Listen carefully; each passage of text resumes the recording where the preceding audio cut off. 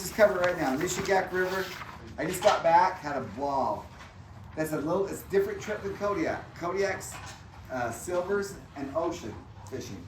This is completely different. There is no ocean fishing down in Bristol Bay at all. But it's fun for kings and sockeye. But that happens in June. That's when kings are sockeye. It's the only place that you can catch and keep kings that's of any size. I mean, they've got these little small rivers here and there that they let you catch one, like a deep creek. I still think they let you keep one. But Kodiak, you can catch and keep kings. And you can catch like 5 sockeye a day. I was up there 3 weeks. Had a great time. Kodiak River. Yeah, that's a fun. That's not my gig. I just go because it's fun and it's different. It's Jake's Kodiak Lodge. We're looking for a couple more guys. At least one more. Oh, move over. Oh, we're looking for a couple more guys. Randy and I are going tarpon fishing. These in the end of October. We're looking for a couple more guys who want to come down on that trip. That's a fun trip. Watch my videos. Have you seen my video on it? Right? I'm just shaking my head because I want to go so bad. That is, these are not the huge tarpon. These are up in the lagoon. It's like their baby tarpon area, but they're 15, 30 pounds. Like I missed one that was 45 pounds. It came out. That was so fun. Missing it. I've been in Futterfight. I caught it. High ride. We also do the Kenai Kasilof Russian River. That's a July 1st of August trip. That's when they're running. Okay, then you got Randy does his Flaming Gorge, but he's probably already booked up for all next year, huh, Randy? I am. Okay, we'll get him for 2026. You're really booked up for 2024? I am. That's awesome. Good. Good for you. Yeah, so I see you raise your hands. Sorry, is this live? Yeah, no, it's not live. I will be posting this up on the. This is Memorex. I'll be on the Facebook page, the K3F page. Okay, with that, let's go ahead and head off with Devin. You're up, buddy. By the way, Phil wanted to be here today. Phil's going to be up there helping you, one or two of your groups guide, but he's out archery hunting today. Priorities. Priorities. Is that tag? All right, remind me, who's first gear? All right, good deal. Okay. I'm not going to go super slow, but is this where I need to be? Anyway, I want to go over real quick kind of packing list. What you can expect for gear to get there. The idea is gear that you take, you want to take the right amount of gear, but minimal, because you want to check only one bag, because you're going to be checking your fish as your second check bag on the flight home. That's the way you get your fish home. We package it in a box that's 49.5 pounds, so that's right at 50 limit, and you check it with you. So we have gear lists. Anybody not get a gear list? Grab one. Take a peek at it real quick.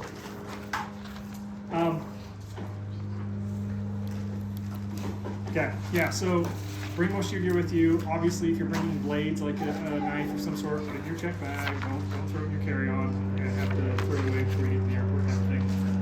There are a couple of stores up there where you can get gear. Big Ray's is the sporting goods store. They have most of the gear you need.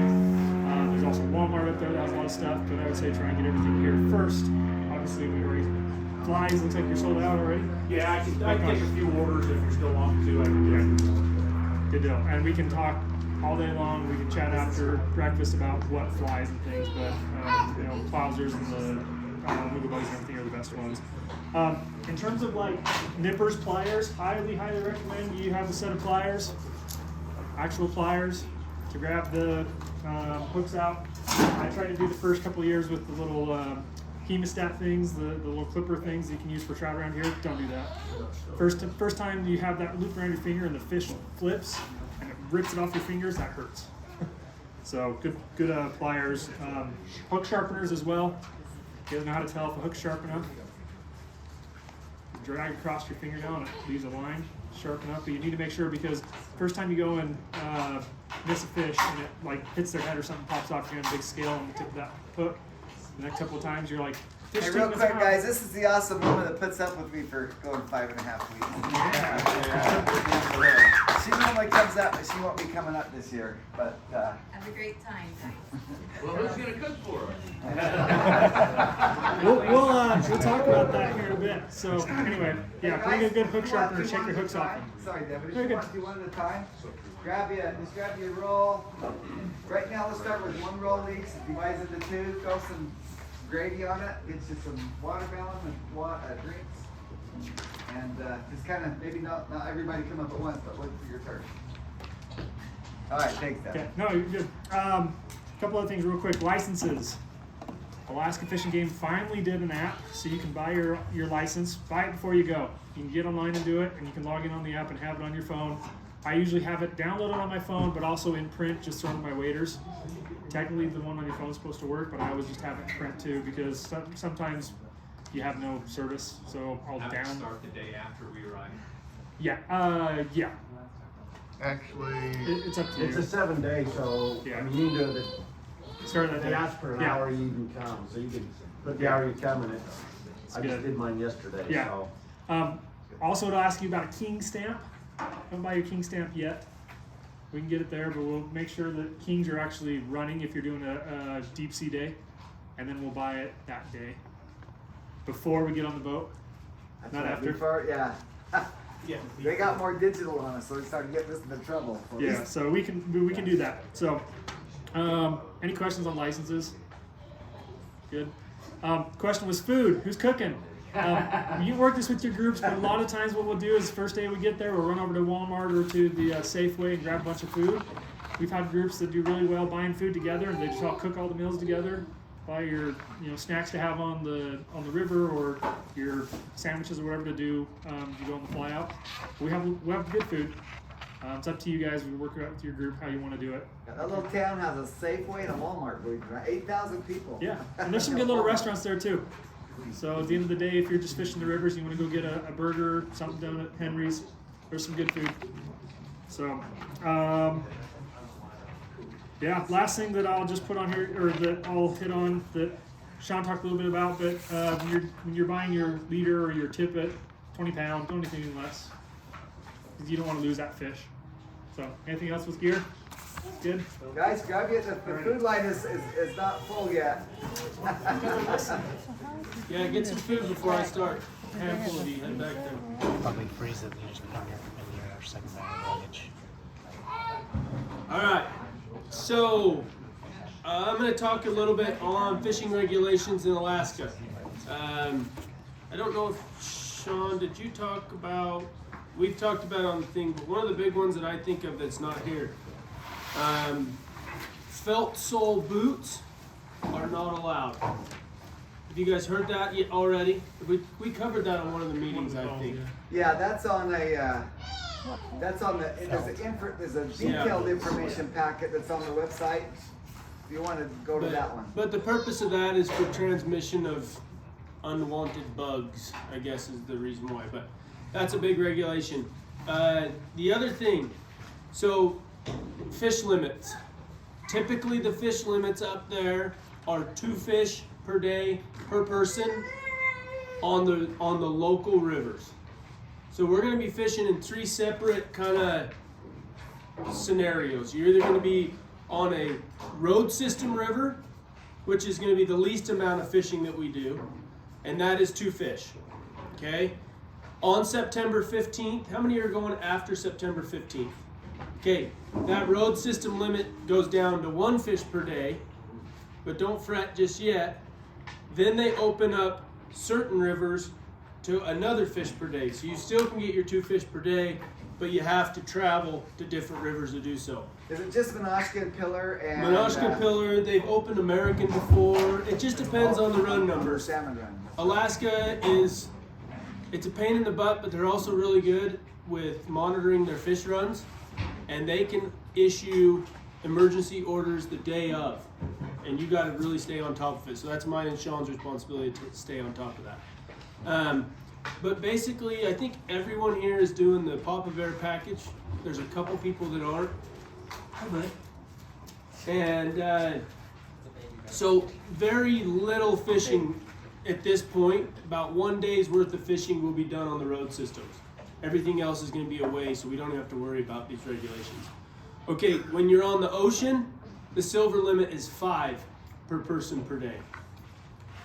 If you draw an imaginary line around Kodiak Island in the road system area from point to point on the ocean, if you're beyond that, it goes up to 5. So that's a really good thing. So the ocean charter day, fingers crossed, salmon are popping, you can get 5. When we go to a fognac, again, Tyler, Craig, you guys have been?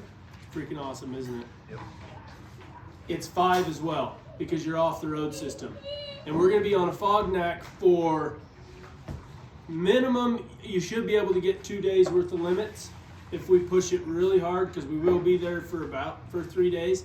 But time-wise and flights and this and the other will dictate how much fishing time we get.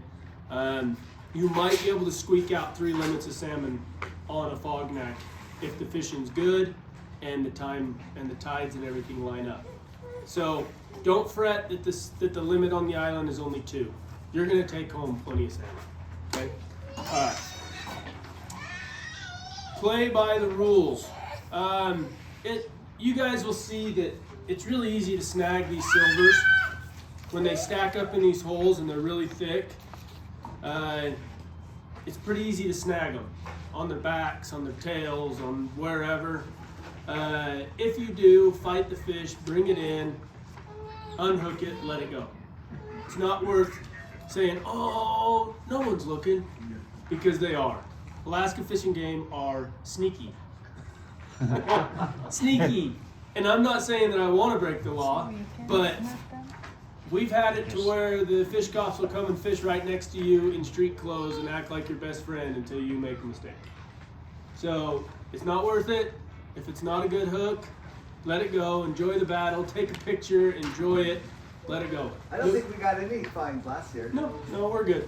We're good. We had a couple in the past where some bad situations that is what it is. But move past those. We're not worried about it. So you can't keep those fish? Nope. Illegally snagged fish you can't keep. The fish have to be hooked in the mouth. Oh. So. But then you can take a picture. Oh yeah, you can take a picture, let it go. Yeah, and have fun with it. Heck, snag all you want if you're letting them go. Nobody even cares. They'll go in, or the Kodiak residents. You don't even want to know how they fish. Just snag enough things. Yeah. You're gonna have plenty of fish on the end of your line. But just play by the rules. You know, it's not worth drawing any unwanted attention to you. You're gonna get fish. You're gonna have fun. But if the fish cops do approach, you know, we really pride ourselves on keeping a good relationship with them, and we want them to look at us when we show up and as good ambassadors to the fishery. That we're not there to affect it in a negative manner. Certain people are, and the fish cops get really privy to those people really quick. So we've built a good reputation. We have a good friendship with several of the fish cops up there. They will approach you. They will say, hey, how's it going? Show them your license. You can have it on your phone, but we also highly recommend you have a paper copy. Put it in a Ziploc. Put it in your backpack or whatever chest pack you're going to be wearing at all times, just in case your phone, for some reason, doesn't want to work. Okay? You guys touched about getting your licenses early, so that's covered. Yeah, that's about all I need to cover at this point. On your halibut trips, you guys, will remind you, but you have to make sure you have your license that day, because we will actually turn our tags into the deckhands, who then they have to keep record for the state of Alaska on license numbers and stuff. So halibut day, you have to have your license with you. Okay, cool, Sean. So when you say you have to have your license with you, a paper copy or not just on the phone now? Have both. Because what happens if your battery dies on your phone? Yeah, just have both. And Yeah. guys, don't be afraid to ask questions while we're talking. Yeah, raise your hand. This is open forum here. I was gonna All say right. that up front. Okay, for women. Okay, Well, really? ask- Yeah. As far as tipping, like deckhands on the halibut, are we catching them? It's not- Yeah, it's not but like there's that. one particular deckhand, you gotta double your tip. Yeah, there's a really Okay. cool kid. He's 18 years old. Looks a lot like me. Take care of him. It's Randy's son, Riley. Yeah, my Yeah, son's he- been working in Alaska the last 2 years. He works on one of the boats that you guys will all be going on, and he'll be helping us every day. And those groups that are with me, he's going to be hanging out in the evenings and going to dinner and fishing with us as well. Typically what you do is you tip 10 to 70 to 120 bucks, and then if they do a great job for you, I like to go on the other end. If you don't think they did a great job for you, go on the lower end. But they're going to do a great job for you. And just so you know, you just tip one person and then they split it with a captain. Captain gets a cut. The other, if there's 2 deckhands on the bigger boats, they get a cut. So yeah. Any questions on tipping? Mai, you had a question. No, May, just, is it May? May. May. So I just ask. So here it said you will bring the toilet paper, but then here it says we have. Oh, bring your toilet paper, guys. Just in case we don't bring it. Put it in your backpack. Bring it in your backpack. Where does it say that we'll have it? Yeah, here. Let me see. Sean. Yeah, yeah. Oh, okay. Sean introduced me. You guys ever seen those expandable pellets that turn into a Oh, little? that means that's paper towel? when I say I would, that is first person. I would like to. I would. So on I would bring Amazon- toilet paper if I were you. Go ahead, Randy. On Amazon, they sell them. They're about the size of a dime. Oh yeah, I should have brought some. But they're a little expandable. You get them wet and they awesome. Have you guys seen those? I keep about 20 in my pack at all times. Yeah, they're really cool. They're like a little medicine. They look like a little medicine pill. They're better than a dollar bill. Yeah. It's better than cutting off a piece of your sock. Okay. Who's ever done that before? Who's ever used it? Or a rock, I just take it all with me. or a rock, or a stick? But they're really cool. They just dip it in a little bit of water. It's like a hard wipey. And what? Oh, it's just for cleaning your hands. Yeah, clean your hands or taking care of business after you go number 2 or whatever. Lionel. So on that note, what is the deal for so-called pooping in the woods? I mean, I saw you said that you're 30 Hey, minutes it's the from same thing. If it, what do they say? If it, what's that? Does a bear poop in the woods? Yeah, something like Yes, they that. do. Thank you. So do humans. It's okay. So do you have to bury it? Do you have to just No, rock over you'll be it? fine. Whatever. I always just kick a little bit of dirt or put a rock on it or some branches or something like that. No big deal.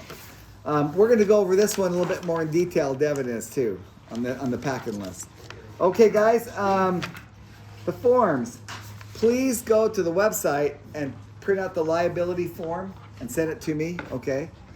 I'm trying to remember who's filled out that liability form already. Can you just press send and it comes? I think you can.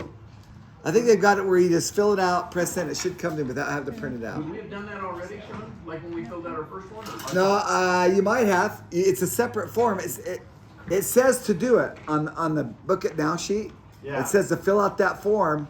And there's a link to it, but some people don't always go to that link So to do you'll that. let us know if we have not then? or- Well, I can, I but think we have. look at it. You're better off just sending it again, because I don't know if I'll remember to look. Okay. Okay, guys. Group leader responsibilities. Typically, there's just a natural group leader. Like Roger, he put his group together. Lionel put his group together. Craig, Harvey put his group together. Ryan put his. Guys, really quick. Nick, you get to be the group leader this year. Okay. Just guys. Oh, back up. Oh, sorry. We're recording. Hey, guys. Get the guys where they're supposed to need to be and when. Some of the best fishing guys is right there at first light. Let me tell you about these silvers, how they act. Once these silvers, they're coming up, they've got spining on their mind, but they'll bite. But once the bears get in there, or once other fishermen get in there, they could go close mouth. We've all seen it. If they get really disturbed, they won't bite. So if your group leader and your guide said, hey, let's get up early and let's be there right at first light, be ready to go, okay? And group leaders, if you can help so the guide's not trying to wake everybody up, you guys get to be the bad guy. Hey guys, get up, let's go. Yeah. And that kind of feeds into why we're doing 2 nights on the island now. Because at island, I mean, there is a chance that somebody else could come in on the island. It's not our own river. But we've yet to see another person out there. Well, there's that one group that comes the first 2 weeks, but they got just a couple guys. They don't. Yeah, but that was at Litnick, wasn't it? No, that was at Portage Creek. They Or were was up it at the Portage? boat. They were on Oh the yeah, boat. they were on that boat. Yeah, they're not a problem. Yeah. But that's one reason we've gone out to a Fognac now for 3 days, is to avoid having to put all of our eggs in the river system, or sorry, the road system rivers, because over the past 10 years, I mean, Sean, it really has gotten more and more popular. Seems like it has. So the less time we spend on the road system, the better. We don't have to fight people and fish that are totally pressured. So. But don't worry, guys. If you're a road system guy and that's what you booked, we'll help you get fish. Oh, we'll get them. We'll get them. Just Always. be patient, because what happened? Okay, the very first guys the very first Monday. Oh man, I'm not gonna catch a fish the whole week. They get frustrated. What happens by Wednesday, Thursday? Good God. Oh man, they They start to got figure it figured out. I've heard this quote over and over. But I'm doing the same thing as that guy. Are you catching or not? How many times have we heard that? It's just some little techniques. You'll figure it out. You'll get it figured out. Even if it looks like you're doing the very same thing the guy down the stream from you, catching him. You guys, the guides will organize your food purchases when you go to Ray's. Typically, Ray's is right there. We're like 2 minutes away. Typically say, can I stop in Ray's real quick? Typically try to do that when you're not necessary as a group. Try to just run down there, grab it. But if there's like 3 or 4 that want to go, that's They fine. close kind of early, don't they? Like 5? What's that? They close early. What time does Ray's close? Isn't it 8? Yeah, it's not terribly early, but it's not super late either. It's Yeah. kind of a 7, 8. Okay, I'll talk a little bit more about this later. Guys, encourage everybody to take videos and pictures. I'll talk to that later, because we want to make a memory video of each of your groups. Who has seen their own memory video that we've taken in the past? Weston, you saw it. Craig, you guys saw your memory video. Okay, all right. I make one of each group. We talked about that. Oh, let's see. We talked about that. Make sure you guys obey the laws. Make sure you. Hey, Amy, you say, Chris, do you have your license today? You know, we know how sometimes as husbands we forget stuff. Okay. Okay. Just remember they have all your licenses, your gear. I can't tell you. Okay, especially when you go halibut fishing. Okay, how many times has been on a halibut trip? We get in there, and the first thing, okay, who's got their licenses? Crap, I forgot. Somebody said they left their license back. We have to wait about 15 minutes for them to go back to the house, get their license, come back. Because they will not let you fish. That's why I like your license on your phone, too. Okay. Yes. You know, besides having it on the app, I brought it up and took a picture of it, so it's in my picture. So if you didn't have service, Right. you can still That's bring all your- they need. They just need the Need a license picture. number. So there's 3 ways to have your license. 1, on your app. 2, thank you, Mark. Take a picture of your license. 3, have a paper license. Okay. There's actually a 4th way. You can actually put it on a chip and have them put it inside your skin. I thought that was kind of funny. All right. A little too close to home. I know, right? We're getting there, right? It's getting too close. Okay, really quick, guys. There is some gear we're selling today. We're gonna have a drawing. We're gonna give some of it away, but I've got these really, I think they're pretty cool backpacks. They've got the Kodiak Fishing for Friend on it. You want a bigger backpack, especially if you're going to a Fognac. I've got 2 of these left. Okay, these are the Clearwater rod and reel. They're really nice. They're like what are they? Retail like $4.50. They're $3.50 if you want to get one. I've got these Kodiak fishing shirts. I normally wear it to this, but it's been hot. Okay, I didn't want to get too, but the medium and large and extra large. And have you seen the new hats? These hats have the old ones I've got don't have this little thing, this felt to put your fly in it. Yeah, you put your fly in it. The old one It's like this. They're cool hats. They're called a wax hat. They're like $15. Okay. We'll give a couple away today. Alrighty. Okay, flights. If you have your Alaska credit card, you can get your baggage for free. And if anybody that's on your same confirmation can get your baggage for free. Perfect. Just keep in mind, your first bag is $30, your second baggage is $40. They've raised the price this year for your fish. Did you see that, guys? Did you see they raised the price for your fish bag this year, $150? For the fish what? For your third fish bag. Oh, third bag. on the flights. Yeah. So that's why you wanna, remember, take one check-in. Okay, like if you get really creative, like the couples that are coming, Amy and Chris, you can put all your check-in maybe in one bag and then just have some extra carry-on. That means you can bring your 3 boxes of fish at the cheaper price. Does that make sense? Like your one check-in is gonna be 30, the other bag of fish will be 30, your second box of fish will be 40, your second box will be 40. But if you get lucky and catch a lot of fish, your third bag, you're gonna be third and fourth bag. Nobody's lucky. You'll be 150, which is a lot cheaper than any other airline. I can guarantee you. I think Delta for your third bag's like $250 or something. And trust like that. me, it's a heck of a lot cheaper than shipping it. Oh, you're not kidding. FedEx has Like gone 1/5 through the the price. roof for shipping this stuff home. Okay. Randy, we're gonna have to get real creative. Guys, this is the first time that we've had a 2.5-day trip that ends on Friday. They're not gonna have enough time to probably process your fish. So this is where we kind of have to play balances here. You're gonna have to work with us to probably ship your fish home with the next group. So tell me this. Hold on, Sean. Tell me how So most of the exit flights, when are they leaving? Are they the first thing in the morning. the 6 o'clock flights, 7 flights? 7 o'clock flight. Okay. So we'll work with Wild Source, which is the fish processor, and let them know, hey, look, we've got a situation here. We'll do our best to get your fish home with you on that, but if not, we might have to roll them, and they'll The come next in. group. Yeah.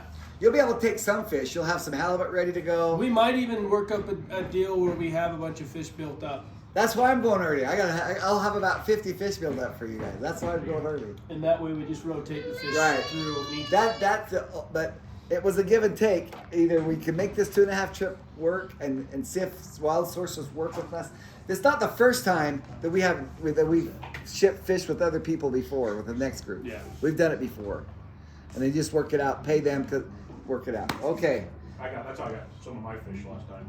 It was on a, It rolled over. yeah, it was a week later, Yeah. then we would pick it up. Okay. All right. I'm gonna cover 6 if you don't mind. Sure. You go. Hey, no problem. So, Sean, are you saying the stuff we catch on Friday may not be ready to ship on Saturday morning? I just carry with us on Saturday morning? Potentially, because I'm on this next section. I'm gonna kind of talk to the group leaders and let you know when you guys are headed to Fognak Island. So one group goes Monday to Wednesday. The next group swaps Wednesday to Go ahead, Friday. Randy. We're good. We're good. You good? Yeah. Move on. Okay, so the next groups will go Wednesday to Make sure you Friday. Get your question answered. So that group that's going at the latter half of the week, you're rolling in mid-afternoon Friday Right, okay. with your fish and everything, and we will go immediately to the fish processor and drop those fish off. At times, if he's got enough guys in there, he will cut those fish immediately and get them packaged and frozen and ready for us the next morning. Right. But there's a possibility it might not, because it's a tight timeline. So in that case, those fish that you catch that are yours, will go back and come back with another group? Yeah, we'll probably send them home the next week with the next group. Yeah.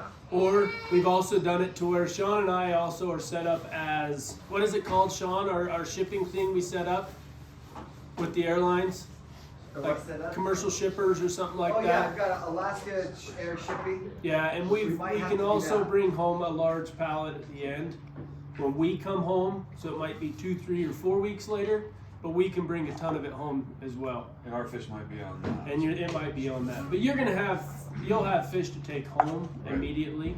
But yeah, but those are the only ones. If you have the Wednesday through Friday of Fognak, those are the only ones you might have an issue with. I tried to get, in fact, let's Well, if just, we're fishing rivers on Friday, we might have the same problem. potentially, but it's normally you're all right. Normally you'd be taking two of your fish in on Friday. And is that only a problem? So let's do this right now. 10 or more. Got it. This right here is for everybody's information, okay? Now, so Comstock group, we got some Comstocks, okay? You guys, pull up your calendar, would you? I'm gonna say dates, you tell me what day it is, a Monday, I'm pretty sure. So August 28th, Comstocks, you are going on your charter, okay? On August 28th. So that means you guys will then. This is halibut you're talking? This is your halibut charter. Okay. So that means you guys then will be flying out on the 30th and coming home on what's Friday? The first. That's your schedule. Okay, so you guys will be the first group to deal with the Wednesday Friday deal.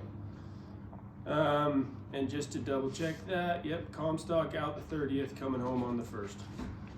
There, you guys, there's a lot of moving parts, and I took this part over for Sean this year, and I obsessed over it, and it's going to be good. So who's in that Comstock group? There's like 68 of them. No, you've got Roger, Ethan, Cody, Lionel, David, Michael, John, and James. Does that sound right? A few of you here? Okay. And then, so that group's going to be spending the week with Sean. Okay. And then, do we have any of the Kesslers here? What? Nick Hawes? Or what's your name? Nick. You are Nick. Okay. So Nick, you'll be with me the first week. And I guess we've got Jeff Kessler. What's the date? This will be the 27th through the 2nd. That's starting next weekend. And then you're going to be spending a lot of time with me. I'm your guide for the week. But my wife's also going to be part of the group, and my son. Okay. So I made my son take a few days off, and he's going to come out and hang out on a Fognac Island with us. So it'll be cool. So let me go back. So Kessler's group goes on the charter on August 31st, which is a Thursday. Yes. Correct? Lefevre's, Brent's group, charters September 4th. Anybody here in Brent's group? I'm representing both. You're representing them. Okay, but none of the guys are.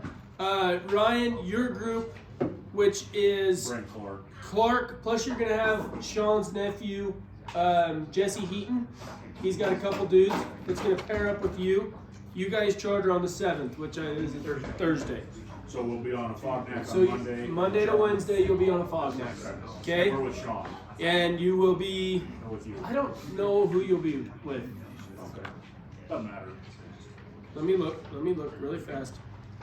It's nice to have this information because I'll admit, sometimes we've had groups get up there and they're like, what are we doing? What's the schedule? What's this? So I want you guys to know kind of how your week's going to lie and who you're with. No, I actually think your group is going to be with me. Okay. It might switch, but I think you are going to be with me. Okay. Okay? Then we got the Patton and the Harvey group. We got, what was your name? Mark. Mark, you're with Craig and Tyler. Yep. And you're with Devin and his dad and his brother. You don't need me, but I am your guide because Devin's there too, but I'll be with you guys. Okay. So that's really nice.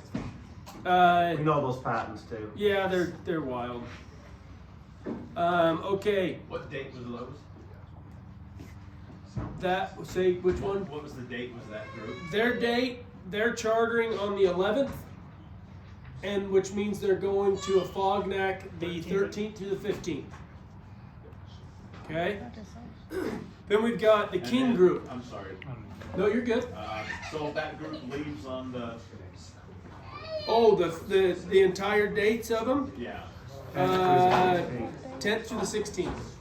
So Fognac on 13, 15, and what Yep. happens on the 11th? 11th is charter. 11th will be a charter. Yeah, what was your name? Sorry? Garcia. Yeah, okay, you're gonna actually be with the King group. So let me tell you right now exactly. Same dates though. Same dates. You will be going on your charter on September 14th, which is the Thursday. And you'll be going to a Fognac the 11th to 13th. Is it on record?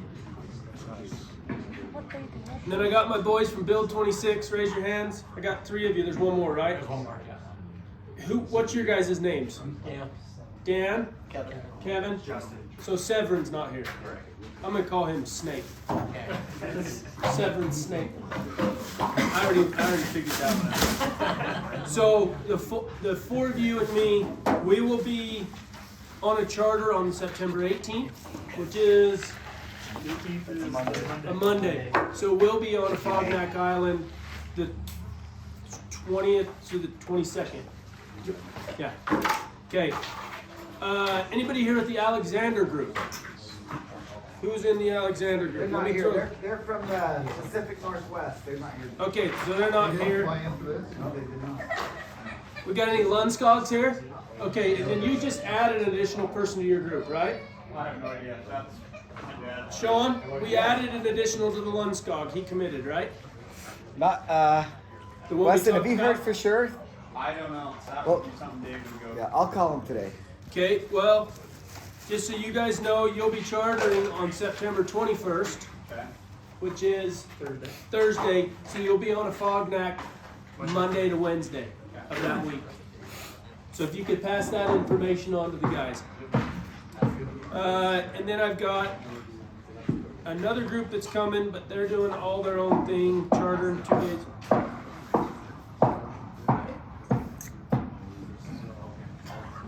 Hit the ground! You ever seen that video on Facebook? Crockfords. We got any of the Crockford group? Okay, so we got Crockfords here. You've got. You're chartering on. This one's a little different because of charter schedules. What is September 26th? Tuesday. You're chartering on Tuesday because they couldn't get you guys out on Monday. And then September 28th is a Thursday? Yep. Okay. And that's the Nelson. Is anybody with the Nelson group? You've got Nelson, Knights, and Lawsons. Any of you here? Okay. All right. Well, we don't worry about that. So does everybody here now have kind of a, go ahead. On the Crockford. So you're chartering Tuesday, you'll be on the Fognac Wednesday to Friday. That being said, weather. Yes. Matson's, I think we're on the 10th and the 16th, just. 10th to the 16th. Matson, okay, you're part of the King group. Okay. So you will be chartering September 14th, That's the Thursday. Thursday, so you'll be on the island Monday to Wednesday. What about, we're not doing the Fognac, but we are going to the Mama Bear package. Okay, what's your last name? Stedman Stedman, that's what I thought. and Malloy is with me. So you guys, Stedman and Malloy, so you will be chartering, what day did I tell you you're chartering, Ryan? Told us to, Thursday for charter. Thursday the 7th? Yes. Thursday the 7th is your charter day. Alright, thanks. All right? You'll always have a guide. Yeah. One that we swap out. You'll always have one. You'll always have a guide with you. Okay. So, is there anybody here now that's kind of lost, or does everybody have an idea of how their week's going to work? Good. That's a nice bonus, because sometimes you get there and you're like, what am I doing tomorrow? What am I doing this day? Now you guys have an idea. I just want to clarify with the Fognac. We're doing 2 nights 2 on nights. the island. Fly So, out one day, spend the night. Ideally, and flights are extremely difficult because we're not talking Alaska Airlines. These are puddle jumper flights, okay? So now I'll dive into what to expect on this. Okay, perfect. So the first group, we tried to get you guys out very first thing Monday morning. Some of them, we got 2 planes going out at the same time. Some of them, it's a back-to-back flight. So one group will go, the plane will come back and get the other group, okay? But typically, we're trying to get you out there very first thing Monday morning. We'll get there, we'll get set up, we'll fish Monday afternoon, we'll fish all day Tuesday, and then ideally, we're gonna be able to fish a few hours on Wednesday, and we will have a swap out typically somewhere around noon to 1 o'clock. Flights are always a little bit this or the other. So we have to go off of their schedule. We booked all this stuff early enough, we thought, and they booked way in advance. So we got some pretty good flights. We got lucky. Yeah. But there was a little bit of jockeying. So no, you'll have a half day when you get there. Normally maybe even a little bit more. And then you'll have an entire full day, whether it's the Tuesday or the Thursday, and then the last day you fly in. Are you flying us to the cabin first or up to the boarding place? It might vary, because like the very first group we have to go to the cabin. You know, we got gear. I'm actually doing a flight in Sunday night to do a gear drop. So it's going to depend on what I see the previous week. If all the fish are up top, I might just tell them, hey, we're going to drop up top. Everybody keep your backpack on you and we'll hike down in. But somebody's going to have to go to the cabin to get the boat and drive the boat up, so we have something to get Let back. Sean hike up over. Yeah, I'm never doing that again. So the very first time, here's a little story, we did this, a Fognac trip. So I'm curious how you store your fish those days that you're Oh, there. okay. Because, you know, you don't have a processor on When we get Fognac. back to the cabin, we fillet them all. Okay. We break them all down. We're gonna take sealable bags to put all the fillets in, whether it's garbage bags or whatever it is, and then we have waterproof bags. We just throw them in the ocean on a rope and let them stay nice and cold there. Just watch out for seals. Yeah. Guys, Sean is the if you perfect hear of any example problems, of what probably not to because- do. It always happens to Sean. Drop the boat in the water, or drop the motor in the water, lose my fish. Yeah, last year, like 5 minutes before the plane showed up, you guys turned your back, and next thing you know, a seal crawled up on shore and took their whole stringer in. So, who's the guy to the Comstock group? Hey, So you better be on point. you better hope that I learned from my bad mistake.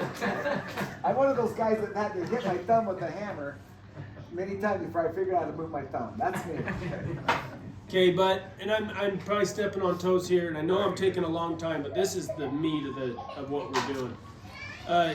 You will have a stringer. At least every second or third person should have a stringer on them. Old school freaking stringer, you know. Nice long, heavy nylon. Tie it to you. So when you're in the river, you catch a fish, you bleed them out, you put it on the stringer, and you're dragging them with you, or at least it's anchored to the shore. You want to keep your fish cold. Never want to leave your fish out.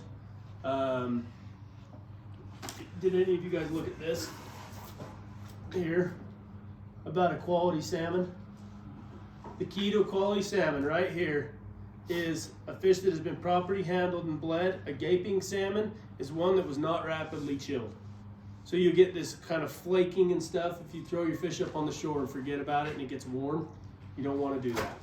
So we go to great lengths to make sure we keep the fish in really, really good condition. Yes? Being a non-fisherman, when you're talking about a stringer, are you just talking about like a rope? You don't Yeah, talking about a yeah. stringer that has hooks on it and stuff like that? Just a rope. Okay. You can't buy those yellow stringers. I love those. But don't get the ones that are like 12 feet long. Okay. They have them about 4 to 6 feet. Those are the better ones. They have a ring on the I end. use a piece of paracord. Yeah. Or use a piece of paracord. You can do that too. But you want it, 4, 5, 6 feet long. And what do you mean by bleeding them out? I don't bleed out trout. Is that, did we? I'll cover. There's a video of how to do it, but we'll let Sean cover that because I'm going to do a couple more things here as far as the discovery trip. So, get to the cabin, we'll drop our gear, get it in there. We have a raft with a motor. We can take 3 to 4 guys at a time. It's about a 5-minute run up the creek to drop people off from the cabin. So we might have to take a couple quick trips in the morning to get everybody up there, and then we'll start moving upriver together. As far as food, while we're up there, this is remote, you guys. Fognac Island is one of the most remote rivers or lakes or islands on the planet. So we take everything we need with us. If you're afraid of like freeze-dried Mountain House meals, let us know. We'll make accommodations. But I like to bring some Mountain House. We bring really easy stuff to cook. Rice packets are really nice. Peanut butter and jellies. But if we want to get serious and you guys are all about it, I'm all about bringing some steaks up or something. But guys, it's got to be light. You can't go over our weight on the plane. The planes have weight limits. One more quick, Randy. I just pulled together all my freeze-dried meals I've collected. I've got a whole bunch. I'm gonna bring a bunch up. Okay. Okay. There Is that is. something we should be bringing, or should we Yes, be bring buying it them. up there? Guys, I would buy you a freeze-dried here. They're pricey. They're cheaper here. And they might not have them in. I mean, it's an island. So do we need 2 freeze-dried meals, or like I'd 6? buy 3 or 4. You're gonna be up there for a dinner. You burn a lot of calories. So Yeah. it's nice to just Fresh have, salmon's a good dinner. And Yeah. we'll cook some salmon. And that's exactly what I was going to say. We'll cook fresh salmon. Randy likes Mrs. Dad. Oh man, Mrs. Dash. I love it.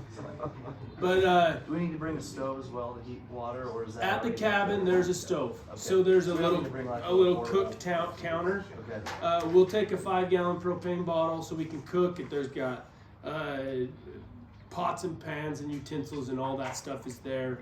We'll take in with us each time a couple cases of water, so everybody has plenty of water to Guys, use. we do have a jet boil. And we got a jet boil that we can keep with us, so if everybody has a Mountain House in their pack or something, you get hungry, you can boil water right there on the spot. Have your group Just bring bring some food hot for when you're on that chocolate. island, right? You For don't the bring trip. food. So how many meals did you bring for how many days? So we'll eat a couple dinners there, a couple breakfast. So Lunch is usually on the river, snacks in your pack. yeah, a lot of snacks. Just wondering how many food, how many actual Granola meals we bars. should buy. If you had But you can 4, buy that it'd at be the good. Walmart a day. But it's Safeway. not, I mean, you don't have to have that many. Like I said, we'll have fish. There's gonna Okay. be sandwiches. We bring bread and peanut butter and That jelly. stuff you buy up there, There's okay. so much freaking crap, you guys. Okay. You're not gonna go hungry. Let's just put it that All way. right. Especially if you're coming later in the week, there's a lot of time, Yeah. a lot of food at the house. We'll hit that. Sean houses- doesn't buy anything for the last 2 weeks. Yeah, the last group, you won't even have to buy food for the entire week. Craig, The take house care will of be that. full. Craig, are you gonna bring up your own freeze-dried stuff again this year? Of course. Oh yeah, I forgot Awesome. you did all your own. What's the general? You're volunteering to cook for our group, is that right, Craig? Like 5 in the morning till 6 at night, or how long? No, we're 5 in the morning till midnight. You're not gonna take a break. We're gonna push you, Roger, all day long.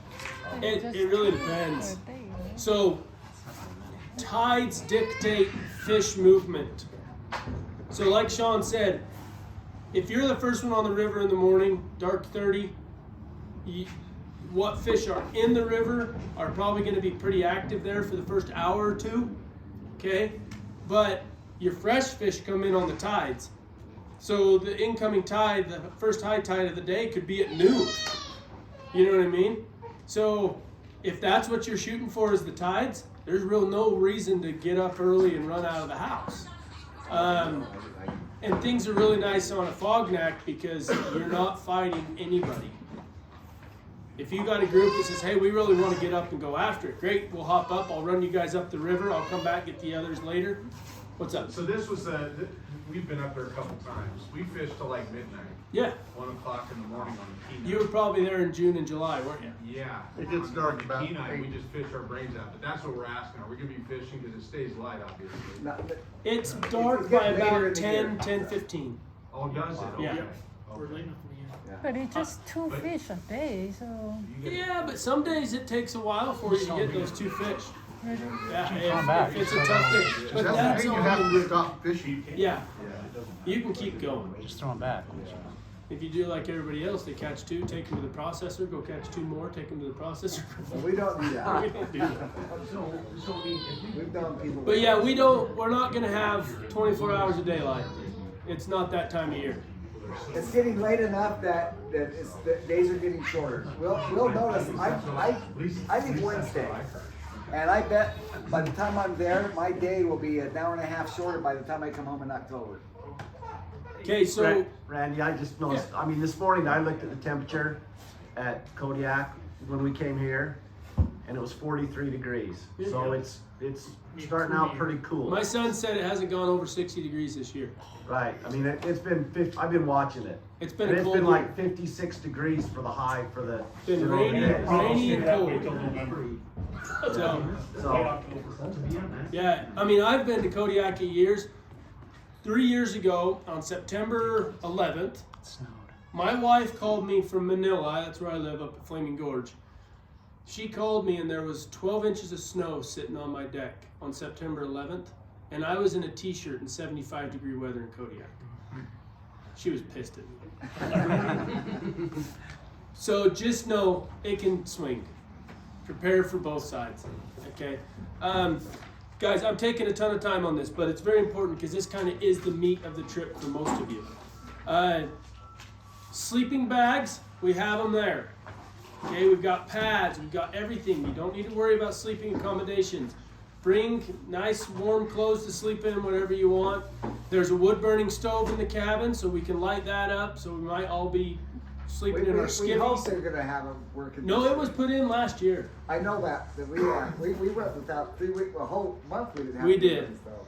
But you might catch me sleeping in my underwear because it's going to be pretty warm in there. I like a wood burner. It'll be working. It'll be working. Cooking stuff is there. We'll have tons of water bottles, but we also bring water filtration equipment just to be safe. And we will have stuff to store and prepare the fish. Okay. I got a question. Yeah. Pillow? I use my backpack typically with clothes in it. So if But you if- want a pillow, bring Yeah, I mean, if you bring a pillowcase and shove some clothes in it, I mean, that would be Or nice. like the little travel pillows. Or back travel there. pillows. That's the old Boy Scout trick. Put all your blank, your soft stuff, your socks, your whatever. Put them in your old sleeping bag and use that for your pillow just to save space. Guys, when we get on that plane, it's all about space. Especially if it's a plane that's full, it's about space and weight. Randy, you might want to address that. Space and weight on the plane. Okay, yeah, we talked planes. The Beavers, which are your larger planes, can carry 1,200 pounds. 1,200 pounds. And the smaller Cessna will carry 850. 8-ish, yeah. 3 people typically go on the smaller planes. We can take up to 5 people on the larger planes. But if you're like me, a little over 200 pounds, 5 dudes, that's 1,100 pounds right there. So there's not a lot of space there for gear. So we typically, the way I booked the flights is I left some room on one of the planes for gear. I'm flying up Sunday night, a week from tomorrow, and I'm going to drop the raft off, the motor, bunch of water. I'm taking in as much as I can. I'm going to fill that plane to the gills so that we can save from having to put too much weight on the planes before. Hopefully that means you guys can take maybe a few more creature comfort because we won't have to be making space for water and different things. Yeah, I saw 3 of you. Go ahead. So everything we take to Alaska, is it all going on that little plane, or is there a place we can drop No, some stuff? we've got our houses and Yeah. everything will stay there. You're only Okay. taking what you need. You know, you'll have your That's waders. big. This is typically what I take to a fog nap. One backpack that has an extra set of underwear, some warm socks, maybe a hoodie, my raincoat, rod, reels, flies, the whole 9 yards. Everything I need to fish and stay alive for 3 days. And then we'll usually bring a big tote with all the food. So, yeah, don't think you're bringing your 50-pound monster bag with us, because it ain't happening. Okay. To be clear, real quick, let's say the tote with all the food, that's food that we're bringing up, right? Yeah, that we'll bring for the group. Okay. Yeah. So you can throw all your mountain house in there. You can keep it with you. Well, like I said, we'll have granola bars and jerky and snacks and loaves of bread and all that other stuff in there. So, and It's a pack light for 3 days. More out of curiosity, what's that flight like to the island? freaking awesome. It's a float plane. So you're coming off of water. You're coming off of water. You're landing on water. How long is it? 40, 45? Yeah, 30 to 30 minutes ish. But have your phones out. Picture time. We always see whales. You see all sorts of cool stuff. I was on one up there one time, and the pilot all of a sudden, plane goes sideways. He's like, "Check out this bull moose down here." Yeah. Yeah. There's an elk herd on the island. Sometimes you see. Yep, you can possibly see elk on Kodiak or on Fognak. It's awesome. like relish in it, you guys. And this is where I talked a couple years ago, and Sean really liked this, so I'm gonna do it again. It's not all about fishing. Like Kodiak is literally one of the most beautiful places on the planet. The town itself is a little Alaska town. It's not much to look at, but when you get outside of Kodiak, it is stunning. So put your fly rod down sometimes. Stop focusing on the fish. Stop focusing on, I gotta catch my limit, and just enjoy it. I can second that. We actually took half a day when we were up there. Yeah, because we only fished the one river that was close because that was where the fish were, and we're like, we didn't see any of the island, and so You did it, dude. I gotta tell him. You did it. So we went sightseeing one day, and oh, this is great. We went to a river called the American, and this is a hole that we called the aquarium, and it's this beautiful crystal clear blue water, turquoise, and usually the silvers will lay up in the bottom of it. So that day we went, none of us had our waders, we were just enjoying it, but there was some fish in there, so we were like, hey, let's throw a fly rod out there. Ryan's up on a cliff that's about 6 feet off the water's edge, and me and my buddy walked down the river, and we're sitting there fishing and looking, and we just hear. We thought the whole cliff gave way or something. I don't know. Ryan lost his balance. Something happened. my foot just slipped on the grass and leaning too far. And down he went into the water. And you guys, it's like 38-degree water. We go running over there. It was awesome. Best part is he lost his cell phone. We're looking down like, oh, it's right there. So he had to go back in for his cell phone. So anyway. Did the cell phone work? And then, Yes, it did. Oh, awesome. Enjoy the plane rides. Enjoy the scenery. Enjoy the walks. Enjoy the bears. It's all part of it. I've been to quite a few places in Alaska, as many of you have, and Nushagak, Dillingham, King Salmon. Salt Mountain is really pretty up in the mountain, but they call this the Emerald Island, and there's a reason they call it that. It's just beautiful. A Kodiak is the Emerald Island? Yeah. No, Kodiak is, but they're identical. They're the same thing. They're part of the same little chain. So yeah, on those flights, make sure you have your phones out. Savor it. I always like to call my wife on the flight, and we'd sit there and FaceTime while we're flying. We can't hear each other because you got your earmuffs on, but then I just show her so she can kind of see where we're going and stuff. It's super fun. That being said, weather you can change real quick. Thank you, Devin. Just a disclaimer: these guys worked really hard to get flights and charters done, but you always slave to the weather up there, and it can change overnight, and it may cancel trips or it may change your dates a little bit. So just be flexible. And we will go to the ends of the earth to reschedule them. We've done it where we book different charters. We've done it where we book different flights, or we could just go and sit there chomping at the bit until a plane shows up or until the clouds clear before we can fly out. But we've organized it really well this year. We're set. We're ready. But weather is king, and we've talked about this on the calls too. So be aware, guys. They might just say, "Guys, we're gonna fly you in," but the weather on Wednesday is gonna be horrible. Okay, so we're not gonna. So we'll have to make some decisions. Dang we it. might go for a 1-day flight. Or Just I think that's. We want you to know that's a possibility.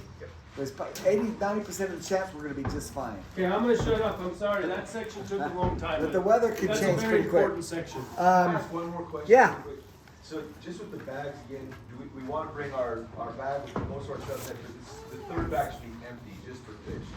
Don't even bring it. Don't even bring it. It'll be you'll get a box when the processor will give you your fish in a box. Oh, are you talking about coming home? Coming just check baggage. Well, good question, Roger. We'll talk about that. In fact, that might be next. That's a good segue. Good for you. Okay, guys, we're going to talk about fish processing. We use a company called Wild Source. Last year its outgoing weight $3.25 a pound. It seems like they add a quarter maybe every year. I don't know what they're gonna do this year. How much is it, sir? 3.25 a pound. That's outgoing weight. Okay, and it's still cheaper than you know. You go to the store. By the way, this is a lot cheaper getting fish up there than buying it at the store, right? Just like deer hunting. I know, that's right. $8 a pound. So Wild Source will they prepare your boxes ready to go. We just have to turn them in, get our weight ticket, turn them in, and then Friday night typically we'll do a box night. We're gonna probably do that again, right, Randy? Do box night Friday night, and it works so well. Normally they'll do it, but we just find it goes so much better when we're there. We're boxing our own fish on Friday night. Friday night, the most important thing, we go to Noodles for dinner. Yeah, we do So it. advised. We do a group where it's on me. So Noodles is a fun little. It's not the noodles that's here. It's a different food, isn't it? Did you guys like your food? You've been to Noodles, Ryan, and you guys, Tyler, you guys liked it. So there's extra for the box. It's like $20 for each box, and I think they charge a little bit for the insert they put in that box to preserve your fish. Okay, proper care. I've got a video on Kodiak Fishing for Friends. It's up there. It's one of the pinned videos on how to properly what you do with your fish. You bring it on shore. If it's one you're going to keep, you take your knife or your fingers, but I prefer your knife because You take a picture. Oh yeah. Thank you. You bonk it on the head. If you're gonna keep it, you bonk it on the head. If you're not gonna keep it, don't bonk it on the head. It stuns it. The heart's still beating. You take your knife and you reach up and you slide it through the gill rakes on one side. You lift up the gill on the other side and slide it through the gill rakes on the other side and let it bleed. Okay? And that kills the fish. But it's bonked out. Same way they do a cow. Anybody seen them do a cow? I've seen it several times. Okay, but how many of you caught a trout? I even do it to my trout because if you don't bleed your trout, how many of you cleaned your trout open and it's got blood all through the meat? Okay, that's because it didn't get bled. Yeah, Mark. Okay, watch the video on that. By the way, guys. Sunday night, we do a similar meeting with your individual group. We go over all this stuff again, and it's but a very shortened version. Just because some of the guys aren't here, right? So just be aware of that. We'll have another. Our first meeting will be Sunday night with Roger's group and Nick's group. Okay. So that's how you properly don't bang your fish around. So you catch a fish, you're gonna keep it. You bring it on shore, you bong on the head. Get a good picture. One reason, if you don't bong it on the head, it's hard to hold that salmon, man. And salmon's going, woohoo! You're going for a ride. You keep dropping it. That's how many times have we taken fishers, Devin and Randy, with the fish, and somebody didn't bonk it, and it bruises the meat every time it falls on the ground. That's you think, well, bonging it, that's so inhumane. That's like cruel to bong that fish on the head. You're actually doing it a big favor, okay? You're knocking it out before, but then it's not wiggling all over the place and you can get a decent picture, all right? After that fish dies and bleeds, the better off the meat is. Yeah. But then you bond it when you put it in the rod. You do what's that? So if you want to keep the fish, so you put it in the string. Yeah, you put it on the stringer. Yeah, you bleed it out. You cut it. Put it on the stringer, or I'll put it on the stringer sometimes first after I knock it out, then cut it. Oh, so But then you store it in the river where you're at. So you knock it out first. You knock it out first. And then put it in the. Yep. But what size is good for keeping?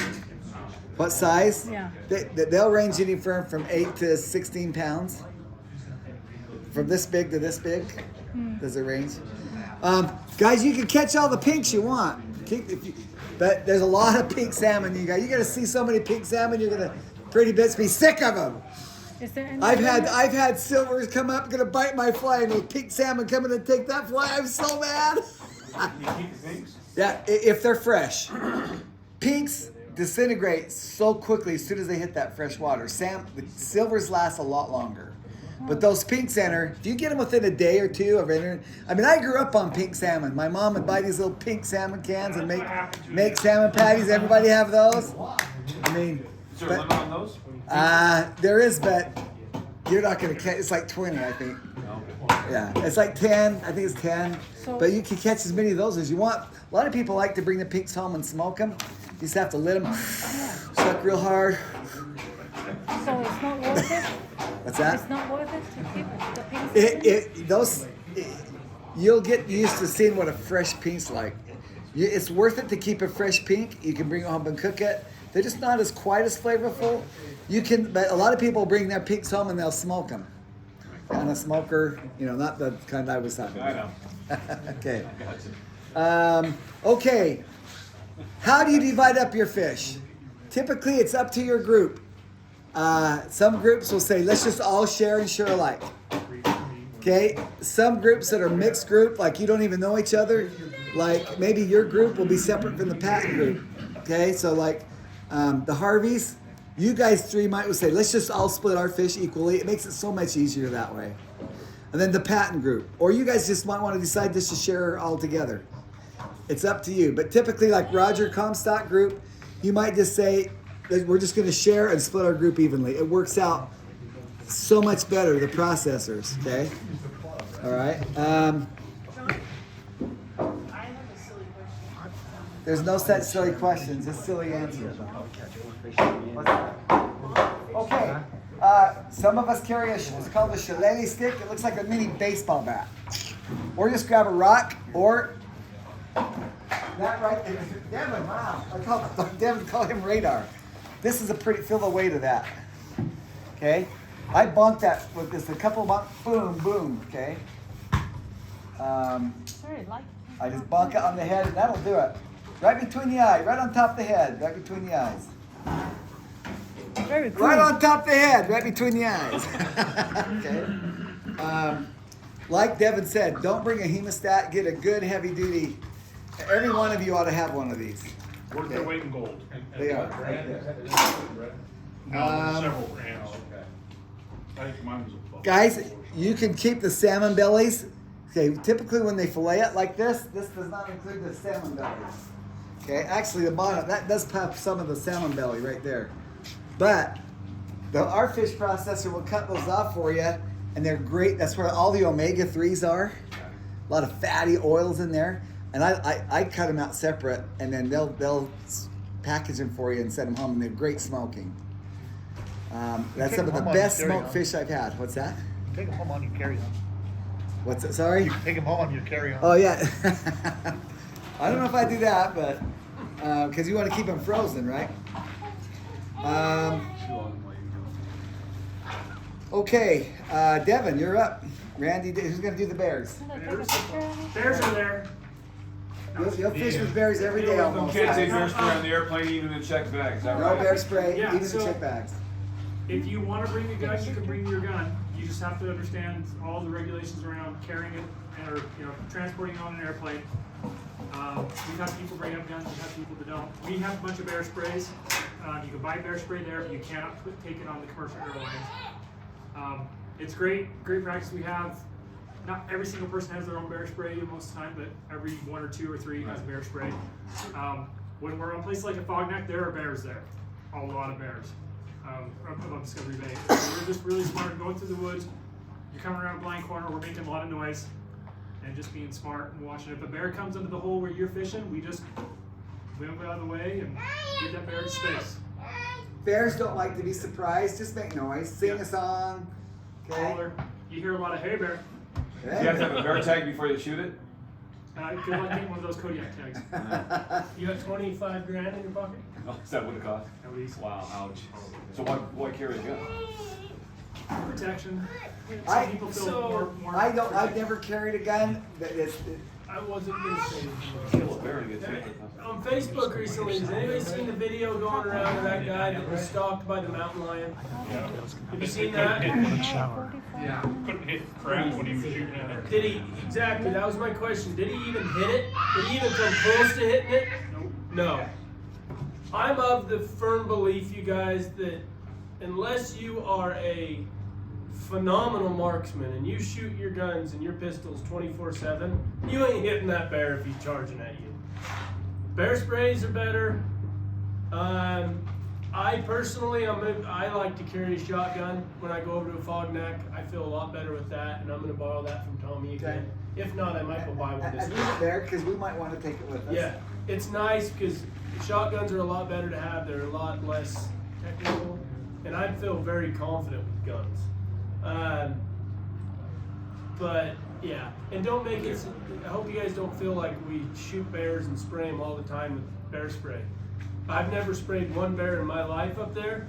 Sean has twice, and both times he about killed himself. Because he sprays it. Don't spray Make in sure the it's wind. pointed the right way, all right? So that's it with bears. You'll see them, and they are amazing creatures. So that's why you want to have your phone, but obviously be smart. We're not going to be taking pictures really close. Usually they're more interested in eating Yeah, fish. they're than more you. interested in the fish. Yeah, than they are want you. your fish, guys. You just don't want to get in between them. That I've never personally felt threatened by a bear. I do there after my fish, and you don't want to teach them that you're there, that they can get a fish from you. You don't. That's the worst habit. Then you got a dead bear. Okay, don't teach them that you can walk up these. So the worst mistake you can make is you're on the Olds River. We got a bear there named Fred, and he does one thing only. He just walks up and down, waiting for one of you to forget your fish on your stringer. That's all he's doing. Most people grab their fish out of the river, back up. Fred says, "Dang!" He remembers. He'll walk by, go to the next guy. Okay, that's all he does. He drives. I hope he's not there this year because he just drove us nuts. His name is Fred. Okay. Yeah, so that's why watch your stringer. Also, if you have a bag with goodies in it, keep it on your back. Don't leave it by the river for the bear. We had one guy last year that had jerky taken out.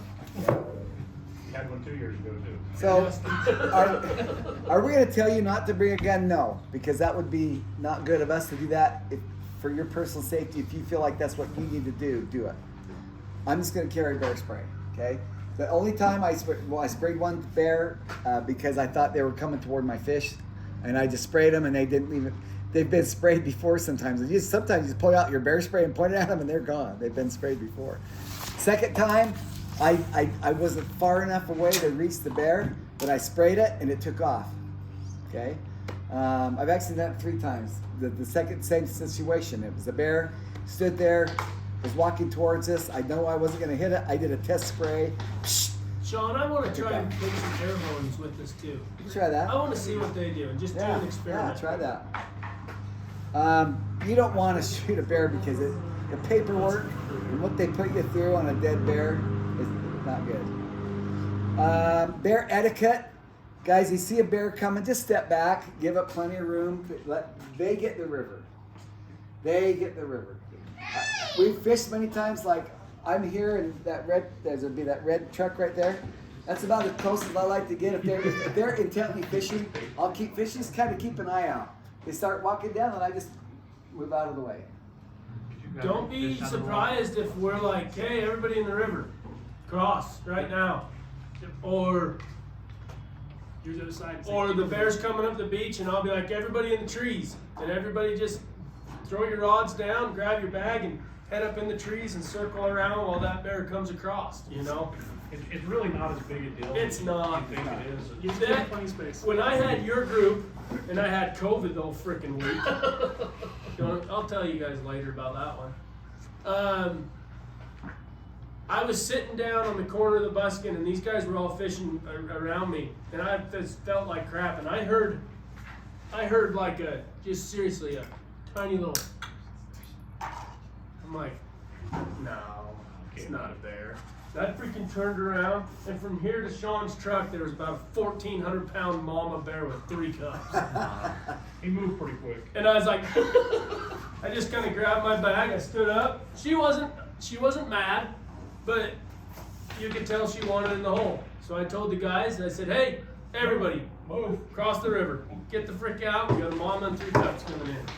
So it's our responsibility to help pay attention for bears and help you guys, you know, because I know it's probably not, it'll be on the front of your mind because it's something new for you guys, you know, but we're used to it. We're always looking out for them. Yeah. And it's the problem with these bears is you're used to seeing movies like Revenant, you know, bear attacks. These coastal bears, they're used to fishermen, but we still want to be careful, okay? We got to be careful. I keep stepping out of the. I want to see myself on the video, right? Okay. Any questions on bears? There'll be a highlight, I promise. They will be. Take lots of photos. Get it. Let's jump into that, guys. Please, I can't tell you how many times I preached it. Act like this is my phone. Where's my phone? Guys, what makes a good video? Is it video like this or video like this? Always horizontal. I'll preach it. I'll remind people. We'll be on the halibut though. Next thing I know, I go like this. Now, Randy, there are times Randy likes to take a vertical picture, and that's fine. There's a reason for that, but Don't chew your butt out. typically, because I try to make a nice video. Please shoot your video and your pictures like this. Smile. Oh, nice picture. Hey, by the way, guys, everybody say hi. This is our 2023 Kodiak Crep Day. Awesome. Okay. So. Can I ask another question on bears? Yeah. So we can't take it up with us. You have to buy it there, or we have some. We have probably a dozen. Then you'd have to leave it. there? You'd have to leave it. It's kind of one of those one-time purchases. Yeah. Okay. Yeah. Is it like 40, 60 bucks? Something like Yeah, that? they're right around there. For insurance. It'll be the reference for insurance. Yeah. Guys, take this. What makes a fun memory is you just work 10, 15, 20 minutes getting this big old silver salmon in May. Have your husband take some time, bonk it on the head, and make it look good. You know, hold it up. You know, I'm not necessarily a fan of the gill hold. Okay, I like the hold where you hold it out like this. Who knows what a gill hold is? You put your hands up in the gill and just let it hang straight. And that's okay, but hold it up like this. And you want to make it look a little bigger? Hold it out a little bit more. Okay? It goes from 10 to 20 pounds that way. Yeah, that's right. It's like one guy said, that's a 30-pound silver. That's actually about 10 pounds. I just hold it way out. It is pretty cool though if you get a whole group. Some of our group pictures is everybody hold one in the gill hold. You got 10 guys doing that, and that looks cool. I like where you're going with this, Sean. Yeah. Sean's a pretty small guy for me. But who's seen one of our videos? Who's seen some of our videos? Thank you. Okay. At first, Sean's music selection will kind of, you're thinking he's a little weird, but it grows on you. I've seen videos where he changed the music and I was just like, it's just not the same without the old Rocky music. The Rocky was a weird selection. If you guys, I'm trying to get, like, sometimes I'll ask you guys, what music do you guys like? So let's add some of your music. But otherwise I'll add like Rocky music or North to Alaska, go north, the rush is on. Okay.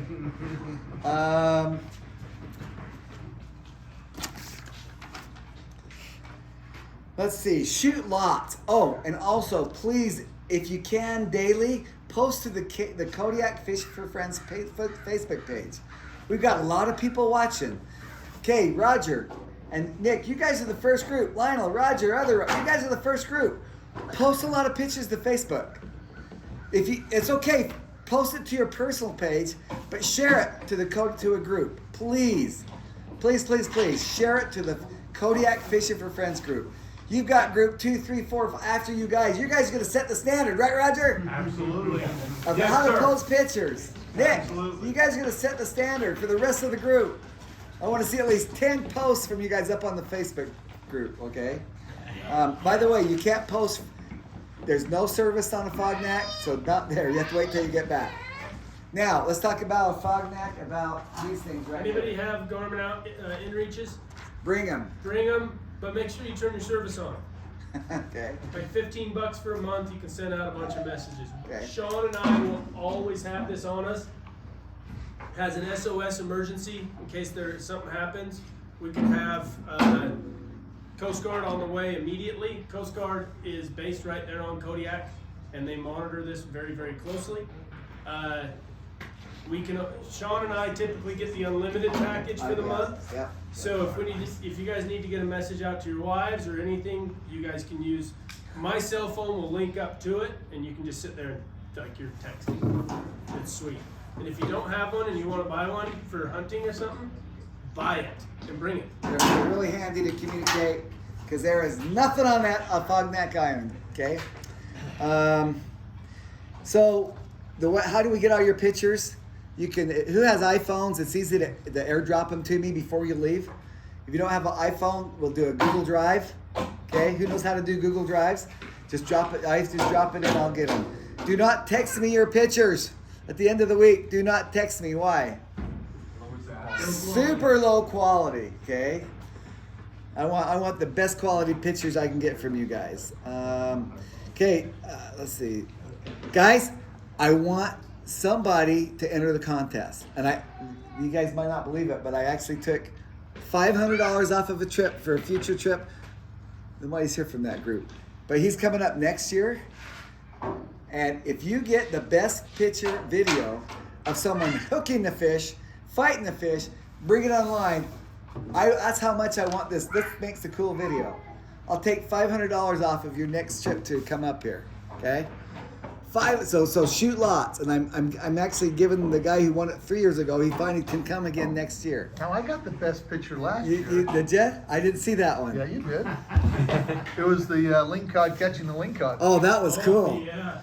That was cool. We'll talk. That was a cool picture. I'm talking about a video, but that was cool. Ron Nyman, I handed him a rod. He wasn't doing very good on the boat. I handed him the rod. He was reeling it. All of a sudden, that rod goes. I mean, he had a fish on. It was obvious, but that rod goes almost tip, went clear down to the water. Almost lost out of. He goes, Sean, this is weird. What's going on? I said, I have not a clue because there was a fish on it. He was reeling it in. A 50-pound lingcod came up and bit the 20-pound lingcod and would not let go. It was not hooked. Okay, but he bit on and would not. The captain says, "Get the net, get the net." So 2 nets lifted them both into the water. That was the coolest picture. That was a cool picture. That was awesome. And it's up on the guys. That picture's up on the Facebook page and the website. Okay, any questions about memory video, please? How do we take the pictures? Vertical or horizontal, Tim? Vertical. Not horizontal, please. And Lionel, if you see, he's gonna forget, Lionel. Just okay. So if Roger forgets, you know what? You take your thing like this, Right between the eyes, and you right? right between the eyes, man. You remember horizontal. Okay. All right, turn the time over to river etiquette. Randy or Devin? I don't know which one's this one. Go ahead and do both those. I'll do the cat and the silvers. Okay. Real quick, just the nice part is the Fognac trips, we really don't have to worry about other people on the river. There may be a couple, like we're saying that 1 week, but on the road system, there are a lot of people on the rivers. So just we want to be respectful of the people, but we usually try to get there early, get on a hole, and we keep that. So if you caught your 2 fish, move out and let somebody else from our group get in there. We try and keep a decent distance from other people. Somebody's on a hole, we don't show up right next to them and start casting. We don't want to do that because we don't want people doing that to us.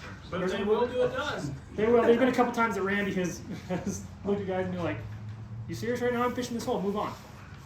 But I'm shaking my head because I brings up a lot of horrible memories where some guy will come and literally stand right next to me. Yeah. Right next to me, and you just think, "What are you thinking, guy?" Yeah. So we try and we'll claim our spot for our group. Make sure that we can get our fish out of the hole before we let other people get into there. So that's the idea. Is we want to, you catch your fish, let somebody else from the group move in, and get to that spot. So, but yeah, where we can, we'll be helpful, help others where we can. I've been on the rivers a lot of times to help people that aren't part of our group, but that are just really struggling, to give them an idea of what to do. But I usually direct them to move up or down river to another spot we aren't on. Anything else with river etiquette, Sean, Randy? I think that's about right. Okay. Question, I'm sorry, this is probably totally out of No, you're good. sequence here, but head net, do we buy those up there? Can we get them here? Get in here. I grab it here just because And there's a that's chance for they the could run out. flies? The no CMs. No CMs and mosquitoes. Yeah. Okay. They're Not in so the much on Fognac. Kodiak. Go ahead. What do you want to say about that? For those who've never been to Alaska, if there happen to be mosquitoes, we were talking about mosquito spray, where you want to put it if you have to go out in the woods. Might want to spray down under Because mosquitoes like fresh meat. Yeah, or take a walk out there.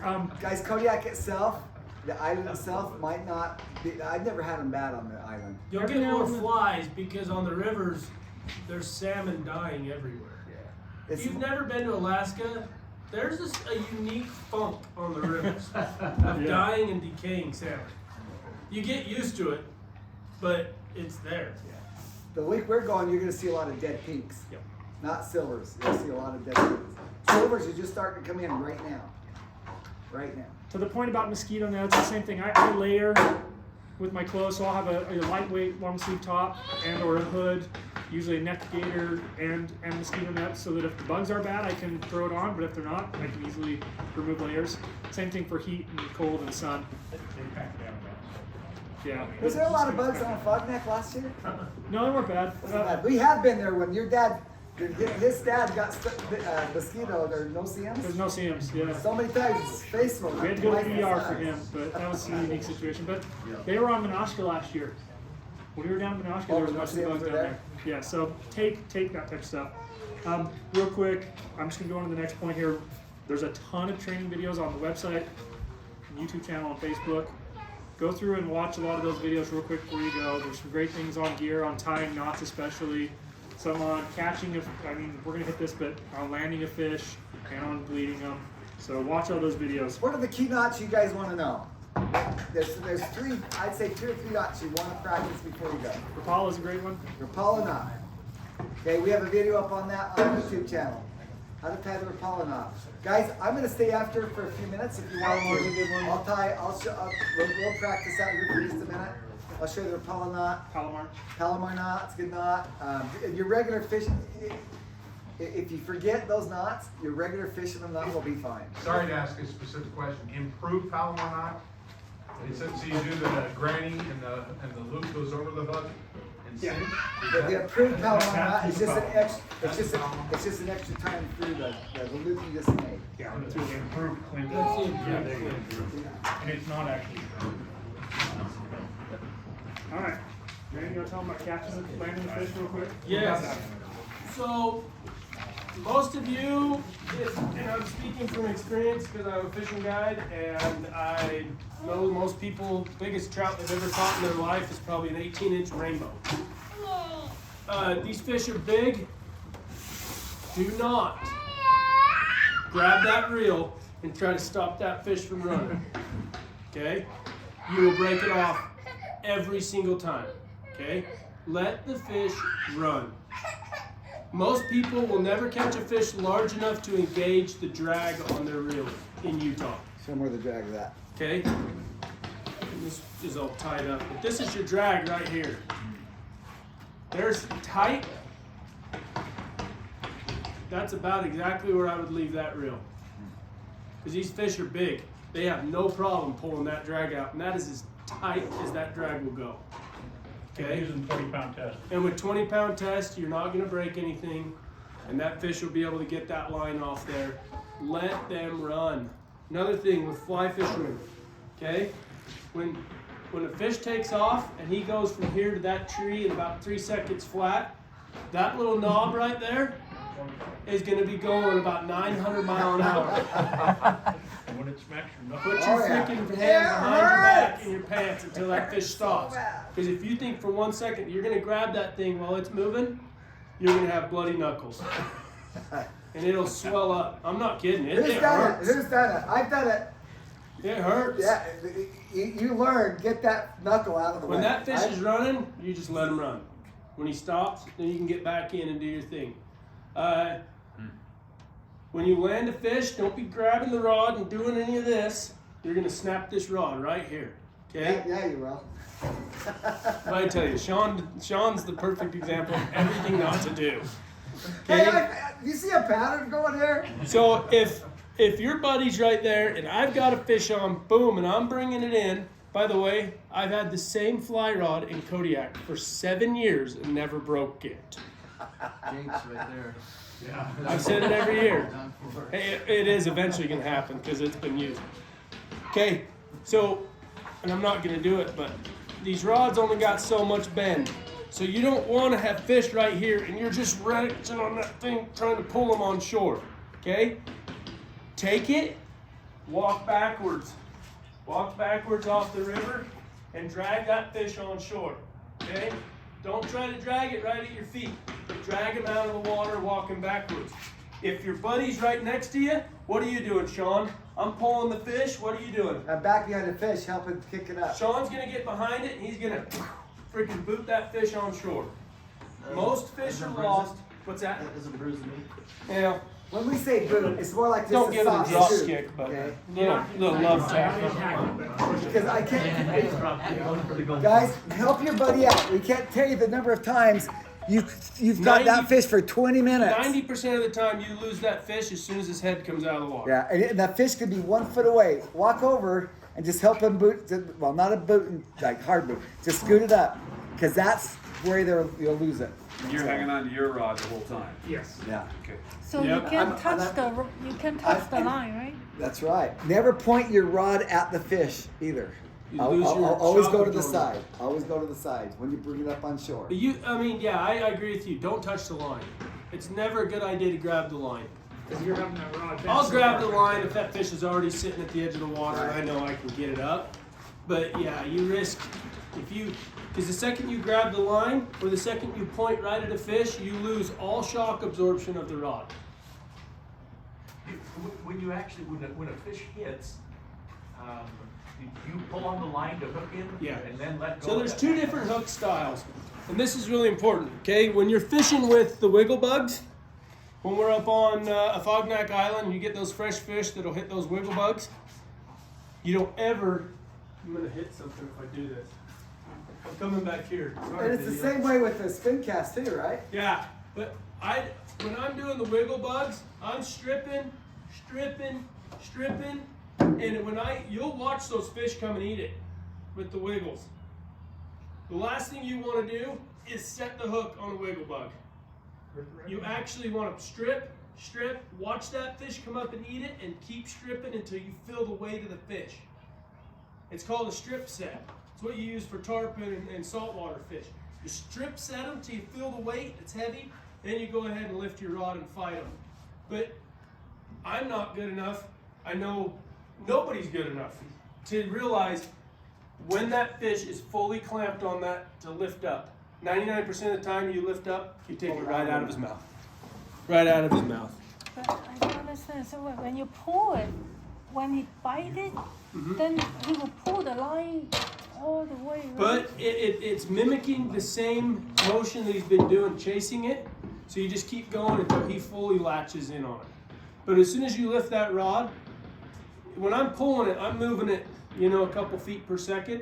When I lift that rod up, it's now moving at 20 feet per second. So you're just ripping it straight out. And that fish doesn't have the opportunity to keep up with it. So why can't you just roll the? You can do that with spinners. Oh, spinners. With spinners and stuff, you're just gonna keep reeling until you feel it go, and then you'll set it, of course. But with the fly rod, you want to let that fish eat it before you set it. What May's talking about is once it's it's on there, then playing the fish. That's. Oh yeah. Once it's on and you're hooked, lift it up. Use then the play rod. the fish. Use the rod. There's two separate things. Yeah. Keep that line under your trigger finger. If you have a big pile of line there that you've just stripped in, keep that line under your trigger finger so that it can work that line out. How many guys are fly fishing? How many guys are new to fly fishing? It's going to be kind of new for you. Okay. It's not as hard as you think. Don't overthink it. But when Ryan talks about the trigger finger, you guys. So. I don't want to pull this line up. Where is it? Oh yeah, that one right here. So you want to keep just like this when you're fighting a fish. I like to reel with my right hand, but I always keep line under my finger here. That way when I'm pulling line, I'm stripping it in, I'm locking it with that finger as well. And then if the fish takes off and runs, boom, I can give it back to him. But this thing's so light. But if I'm fighting a fish and I start stripping line in like this, and I've got this huge belly, and all of a sudden, next thing I know, it's wrapped around my freaking leg, and that fish takes off running, good night, that fish is gone. Okay, so keep your line. It's line control. That's part of fly fishing. So use that trigger finger, keep that line tight. If that fish is running at you, you're stripping. But if he's out there a long ways and he's on the rod, you know he's tight to the line, I'll switch to my reel and I'll fight him on the reel. Get him on the reel as quick as you can. But there's times when that fish is running at you or something, as fast as you can, man, you're ripping as much line back in to try to catch up with him. Does that make sense? Okay. You'll get a chance to experience that. Every one of you will, so it's fun. This is really kind of a practice, actually, by doing. It is. I still see everybody make the same mistake they make on a trout. Don't trout set, you know. You'll get it. You'll get it. That's the fun about it, is learning it. The fishing is the funnest part. I mean, you're gonna be pissed. You're gonna be frustrated. You're like, what the heck? Why can't I get that fish? You'll get it. I'll just touch on it because you guys are gonna have to learn to do it. Flossing. You guys ever heard of flossing? Okay. On pressured fish, like we were saying earlier, that they don't want to eat. You're not gonna get them to eat. You're just not. They've seen 100 flies. They've seen 100 people. They've seen everything. They're laying in the bottom of the hole and they're just going like this. And you will pull your freaking hair out if you think you're gonna get him to bite. Once in a blue moon, all of a sudden you'll get one turn and he'll come up and grab your fly. Okay? Remember I was talking about snagging, how it's not legal? There is one legal process of snagging and it's called flossing. Sockeye salmon, the Nishigak, Kenai, the Russian River, combat fishing. These are all places and things you've heard of about Alaska. It's all flossing. So what is flossing? Just like you floss your teeth with fishing line, you're flossing these fish's teeth, okay? So if you imagine you got a fly on the end of this, okay? You hold on to that, okay? That's where your fly's at. You got a little bit of weight right here, and this line is just going down through the water like this, okay? You got a bunch of fish stacked here that are going like this, okay? That thing's coming along, comes across here, you slide the line, boom, that fly hits him in the opposite corner, you set the hook, okay? I love doing that. It's fun. It's fun. When you get, it's hard for the and listen to me. Do not get yourself frustrated when Sean or I are sitting there hooking fish and you're not. Because we've done this a lot. We're good at sight fishing. So Sean likes to do more of the flossing. I'll just sight fish him. I'll use a bright colored fly. I'll throw it up there. Use geometry and physics, calculate it in my brain, drift, drop, this, that, and the other. And I'll do it 15 times. Okay, that's the spot. Boom. I'll watch that fly disappear right behind the nose of that fish and just boom. So what is it that I do? I do the same thing I do. You use weight and you floss them though. You do more of like the side slide. Don't you? Yeah. Oh, I'll watch him. I'll do my math like cosine. Okay, so we are the same. Then it comes. Then I'll get But stuff where I want it. a lot of times I don't even use the additional weight. So where are you hooking him? You're not hooking him in the mouth then? Yes, I'm trying to hook him in there. Right through there. And that's what I And say. it works. What's amazing is you practice and practice, you can get that to work. So instead of the fish swallowing the thing, You're flossing it, and that's legal. Force feeding. Force feeding. It's precision hook. Hey, Sean, do you buy the little, with the hooks and the little, yarn balls up there, or? We don't use real the nice yarn flies, balls do you? like you do for sockeye. When I'm flossing, We just use regular. when I'm flossing, I use a chartreuse cloud. What is that? What is that? A chartreuse cloud, and that's what I'm using. I'm not using a wiggle ball. Is it just a little yarn ball with the hook mainly? Right here. it's right there. Oh, okay. He's got it. So White eyes on yeah. the hook. is When I so I floss, assume I'm that using this flossing as a is chartreuse, not snagging. a chartreuse Correct. closet. Where It is- okay, that's define quite what a a snag is fine versus line. yours. Use a little Because if orange- it hooks on the outside, On the end of the hook. You can try right, to if you're We flossing, get into the- There you go. Is that- You're on the is that right. snag? You're on the right direction. Is that snag-ish? You can We buy keep them if it's on the lips. Go online. Okay. order If it's something. on the lips, me personally, Okay. where the start of his mouth is, if it's forward of that, Actually, I did. he's going on the stringer. Okay. The Kodiak, I wanted the to be Kodiak clear. locals, they always say gills forward. Okay. I'm leery of that. Yeah. Okay.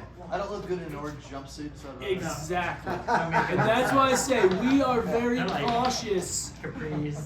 We're very cautious as to what fish we keep if they're not perfectly hooked. It's not worth it, you guys. It's not worth it. It's a $75, $80 ticket. 150. 150 now. It's just not worth it. There's more fish to be had. I've never paid it. That's my buddy right there. But a lot of these guys are so cautious. Oh, I don't want to snag the fish. I don't care if you rip it and snag that fish in the back. You're gonna snag more than you're gonna It catch. doesn't matter. It's just- They It's fight a harder. fun- They hey. fight harder when you hook them in the back. But you gotta let them go. If you snag a fish, take that opportunity to learn how to fight it. All these things he's talking about, stripping and you're holding your finger right. That's when you practice. If you can see it snagging in the back, then he's going to fight a lot harder too. So take that time to practice. When the run is done, or the tide is done, and you're in slack tide, you'll get some good fishing for a period of time until those fish get privy to you. As soon as they do, it's time to go to flossing. So you're going to be using it. Flossing There's is just no way around it. That's just Alaska. Yeah. There's one river that's pretty much all your way you're going to catch them is on the Passag Shack. Okay. And the busking. And the busking. Yeah. The Passag Shack. They're running right up this river that's about from me to you wide, and that's how you're catching them right at the mouth. And that's just you're like sockeye fishing on Passag Shack for silvers. That's how it's done. So the guys will tell us all this, right? They'll know all this. Yeah, we'll know it all. We'll hook you up. But don't think it isn't fun because it's still a freaking run. It is. Some guys are purists. What are you doing? Flossing that fish. At the end of the week, They don't have fish. They're doing it too. they're doing it too. Oh, they don't have fish. I had a group a couple years ago. I don't remember who they were. I don't want to name names because I don't even know their name. But I tried to coach them the entire week. They're great fishermen on the Provo River. They're purest dry fly fishermen. And they brought up all these flies that they researched and said are going to work. And they did not catch very good fish. It's just like, guys, it's not Provo River trout fishing. You know? Just trust Sean and I. We really know how to catch these fish. So you've heard me talk about the 20-pound. These guys. Sorry. These guys are awesome fishermen, man. They fish a lot. Beautiful cast. They're kids, 14, 16 years old. Beautiful cast. But they lost fish after fish. I thought, what is going on? Finally, after the day, I walked up. They didn't want any help. They didn't want any help. We know what we're doing. We've been before. And I finally says, what are you guys using? Because you're losing too many fish. They're catching them. Oh, well, I said, what pound test is this? Oh, it's 17-pound test. I said something I shouldn't have did. I was upset. Don't you read? I think Todd looks at me like, whoa. I apologize later because I want you guys to succeed. We want you to succeed in the worst way. So I said, bring all your reels to me right now. I pulled every one of them off. I put them on my 20-pound test. And guess what? They started keeping fish. That's just 3-pound difference. They started keeping fish. And they used something. They said, well, it worked on some other river we did in Alaska 3 years ago. Kodiak has the largest. What did they say? Kodiak has the largest silver salmon in all of Alaska. That's the cool part about They're Kodiak. bigger here. They're not line shy. Yeah. Not fly fishing, fitness, flossing still, Oh, yeah. just later. Just Oh, yeah. Sorry, Todd. I love you. Same technique. Just split shot your fly down. Yep, same exact technique. And I know guys that are really good casting spinners, they'll do the same thing. They'll just pitch it up there above the hole, let it sink through. You know, you really don't, if you know you're gonna snag a fish in the tail, don't set the hook. But if you're really intentionally trying to get them in the proper location and you accidentally snag them, so be it. But We still snag fish. You will watch those guys let it get go. on the rivers that literally they could care freaking less about the well-being. Yeah. It's just throw it in. We throw call it in. it, we call it the Filipino slap, guys, and don't you dare do that. It's called the Filipino slap. Watch Don't your do it. flies. Good polarized glasses. Devin's going to touch on that real quick. If you can't see your flies in there, you don't have polarized glasses. Or it's too dark to be fishing anyways. And if you need a prescription, get a prescription lens in your polarized Yes. glasses. Yeah. Remember that. Guys, we got 2 items left, and he's going to go through this. Any other questions so far? Let's go for the last 2. Then we'll have a drawing and a question and answering. Okay. Anything else, Randy? No. Appreciate it. Good job. Randy's been up here with us the 6th or 7th year now. I think it's my 7th. Yeah, it's awesome. How many are for you, Devin? 6. Okay. Okay, let's talk the housing, guys.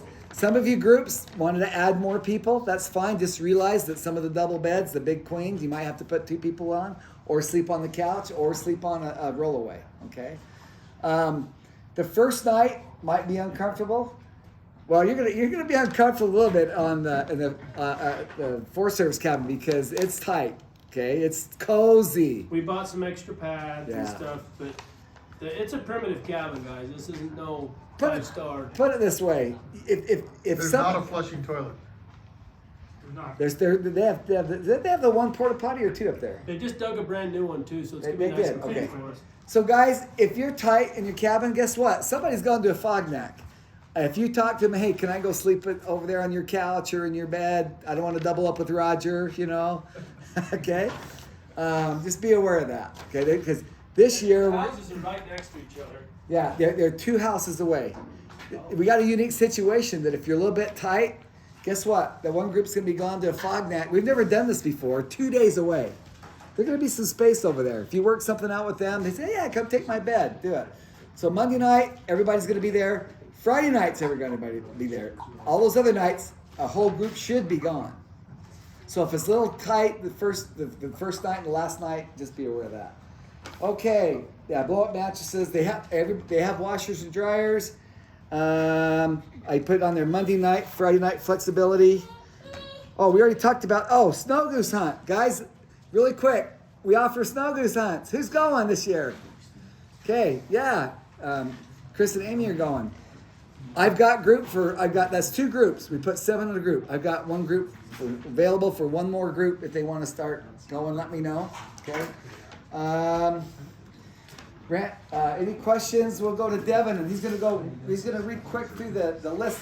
I'll go through the gear list real quick. I'm going to skip some things we've already hit, but yeah, there's stores in the area to try and get some of the things here we talked about, like freeze-dried food. If you need a head net, I'd grab it here.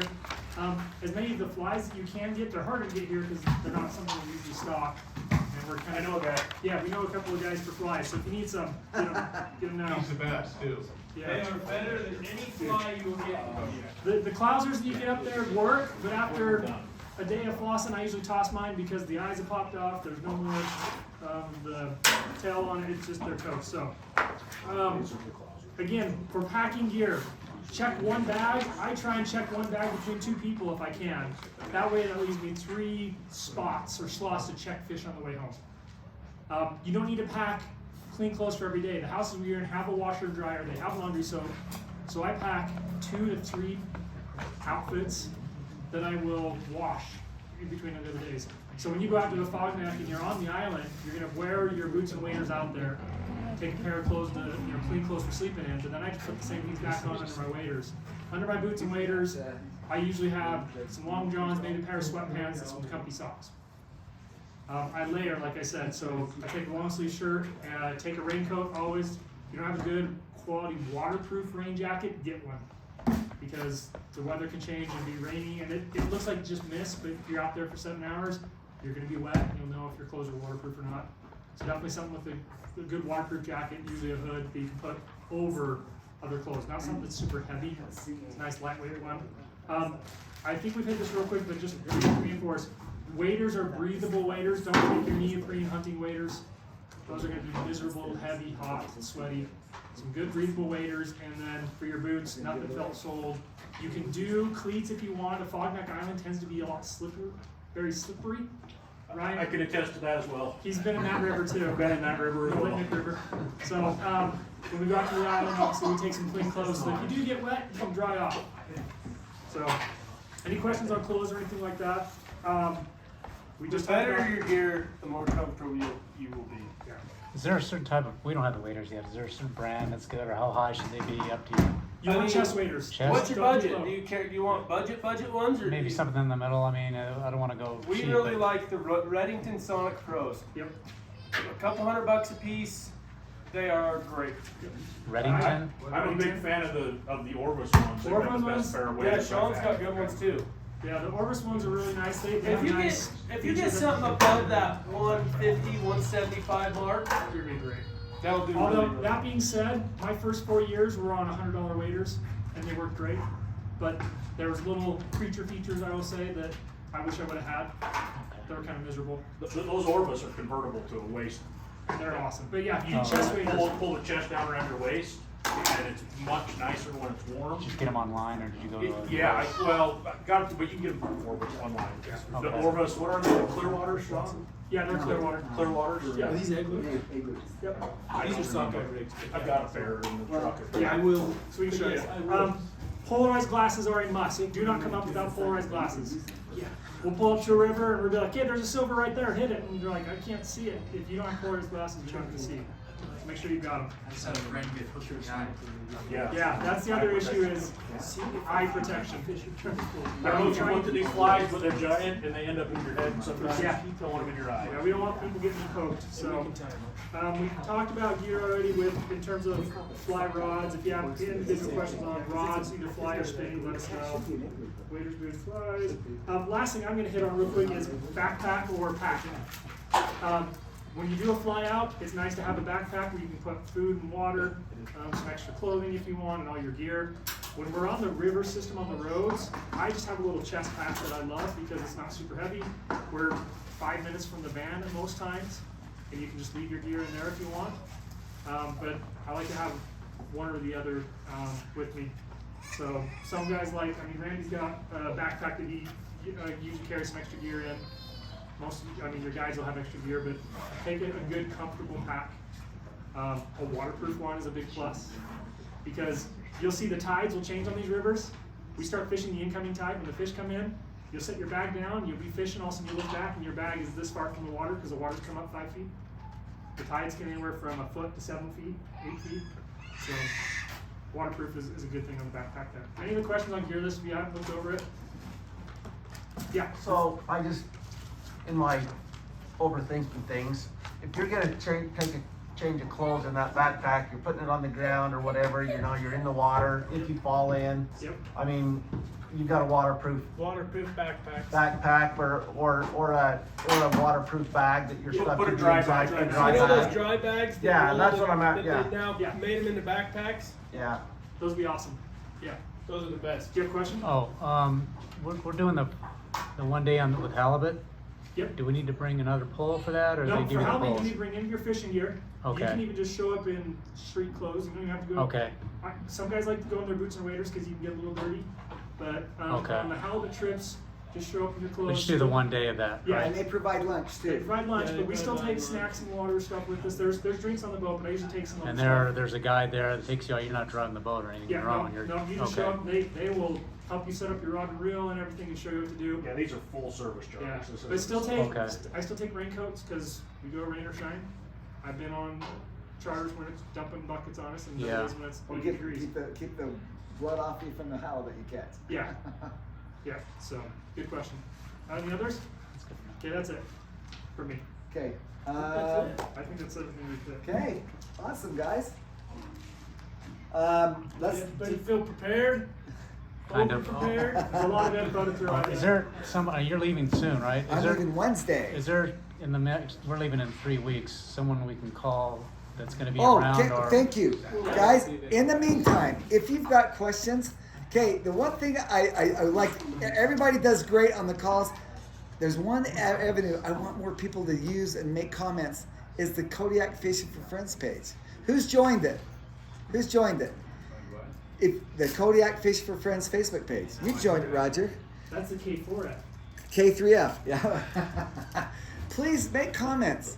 You know, I post videos, and I wonder if people are watching. I hope they just say, hey, I like this. Or, Sean, you look ugly. I don't care what you say. Okay?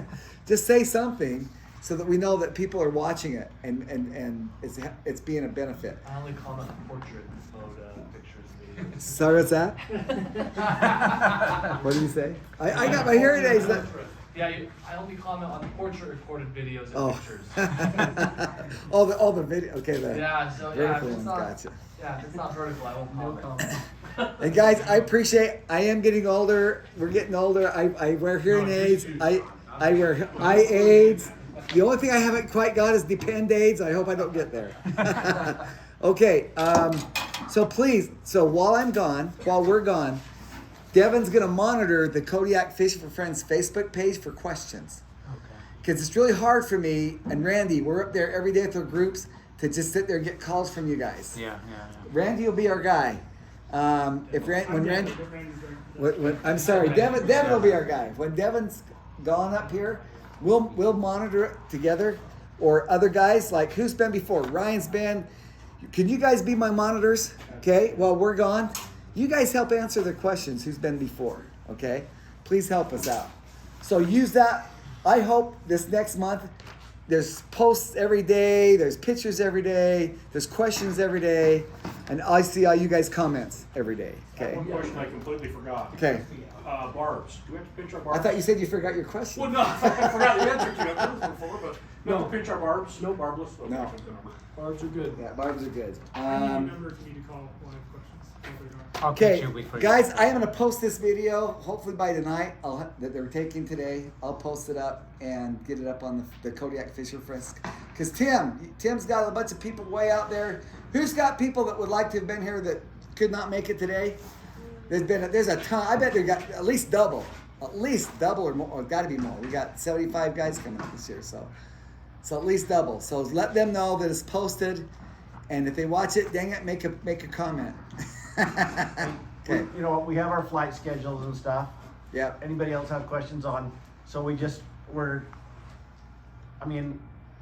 I'll be honest, when I go on a trip with my wife, she takes care of all that and I just show up. Yeah. So are we going to Alaska Airlines, have a kiosk, our name and Yeah. you get our ticket that way early. and everything based on our schedule? Yeah, get there 2 hours early. No less than an hour and a half. 2 hours is more than enough. And they're very good about fly rods and fishing gear. If you do bring a weapon, anybody plan on bringing a pistol? I'll have a pistol. If you've taken yours, you know the process. Oh, yeah. Is it waterproof? You've flown with one Yeah, before? plastic. Okay. Okay. It's been a while since I've taken a gun, but you got to put your ammunition in separate containers. You can't keep them in the Can't same be thing. loaded, it has to be locked, the gun has to be locked in its own container. Right. I'd suggest downloading the Alaska app on your phone too. Yeah. Okay. I do it with I've never done Alaska, but other airlines, it's helpful to have the app on Here's your the phone, most 'cause if there's any important thing. changes or anything, you'll. 7 days before your flight, you can order food for your flights. The cheese platter. Guys, also 7 days before your flight, go on and double check your itinerary. I won't be there to double check it for you because they do make changes. It's really easy to do. You go to the Alaska Airline website, okay, and it'll say manage. Click on manage. All you need to know is your last name and your confirmation code, and that'll give you that. You can verify. Okay, is that the same flight? Yes. Okay, because sometimes they change. Okay, so double check that. Sam. So you can take on the plane a carry-on and your backpack, whatever, personalized. Can you bring like my fly rod and my? I actually spinning rod? I've had my backpack and a top of carry-on those two and a things? fly rod. I've done that. The answer is yes. Yes. So, Roger, I need to talk to you. I might have some. I just order some stuff. I might need to have you bring some stuff up for me because might not get here by the time I leave. Okay, just some small items.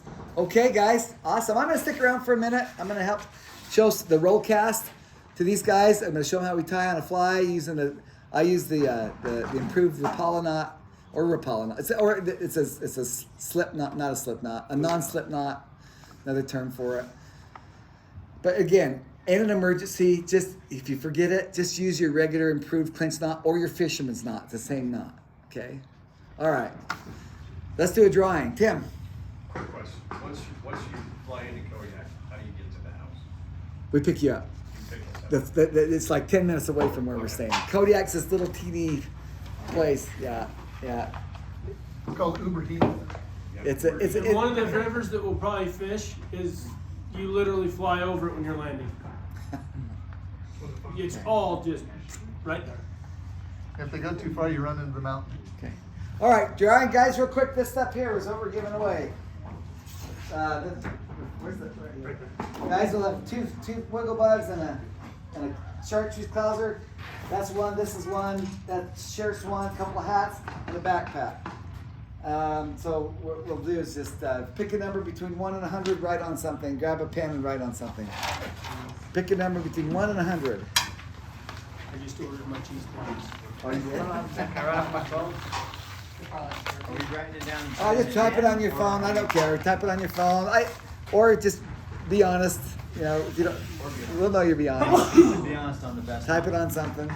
1 to 100? 1 to any number 1 to 100. You know what? I'm gonna give that away. Hey, I'm gonna give another backpack. How about we just backpack out of the back of the truck? Guys, I'll. What did I tell you the price of these was? Anybody remember?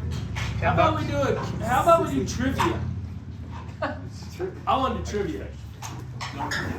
Okay, trivia. So this is for the backpack? Sure, backpack. Okay. Now then, hold on. I'm gonna do this as the stuff we've talked about today. Yeah, but what happens is more than one people know the You answer. gotta yell it out. Hands up first. The first. Nope. You yell it. This gets touchy, man. This is gonna be fun. We're gonna have a fight going. I said it. Well, Sean, you're the tiebreaker. All right, I've got the first question here. What is the nickname for Kodiak Island? Emerald Island. Right here. Emerald Island. Oh, I had it. Yeah, I thought it was I know what mine. For another backpack. Okay. Yeah. How many fish can you keep on a fog net? Five. Five. Right there. You can pick something to have if you want. You want a backpack? I'll take the backpack. Okay, there you go. Okay, this is for. Okay, I'll let you guys pick. You get a shirt.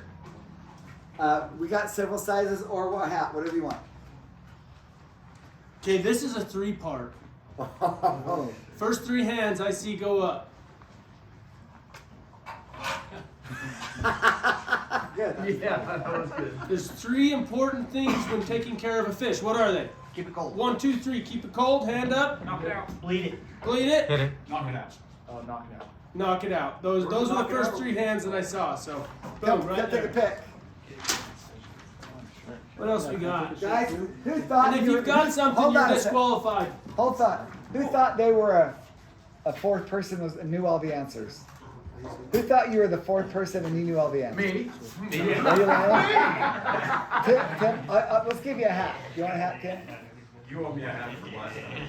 I do. Okay, here we You go. want 2 hats? Give it to your friend. Get your. So Sean doesn't get mad at you. What aspects did you take videos in? Horizontal. Horizontal. Hey Tim, was that from the here? From the phone call. Guys, anybody else win from the phone call? So what's on the this one? Yeah, just give me the look at that one. You wanna So here's a good one. Hard for Here's a the really good one. people. What's the hardest part of smoking salmon bellies? The dragon. The hardest part? The hardest part of smoking salmon bellies. Getting the salmon belly. Roll it into the cigar shade. Getting them lit, right there. That's Sean's favorite joke. Hey, that's not fair for the new people. We don't know You get it anything. though? You can't smoke a salmon belly. Oh, you rocked it. What size is it? And you're here. Yes. Okay. So I'm gonna do actually. We've got 2, and I'm gonna do. What date does the salmon limit switch? 15. September 15th, right there. Whoa, good Yes. question. Who said that? Tim, come grab you something else. Sean, trust Who? Okay. Who was after Tim? Yep. So Craig, come get you something. hopefully by the time this is over, most people will have something in their hands, huh? No, not for the new people. How many fish on the road system? What's the limit? 2. Just one or two. Sometimes One or two, yep, you're sometimes right. 2. 1 or 2, depending on the dates. I think love. I heard about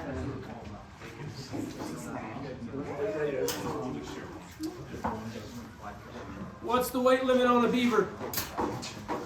1,500, 1,200. 1,200.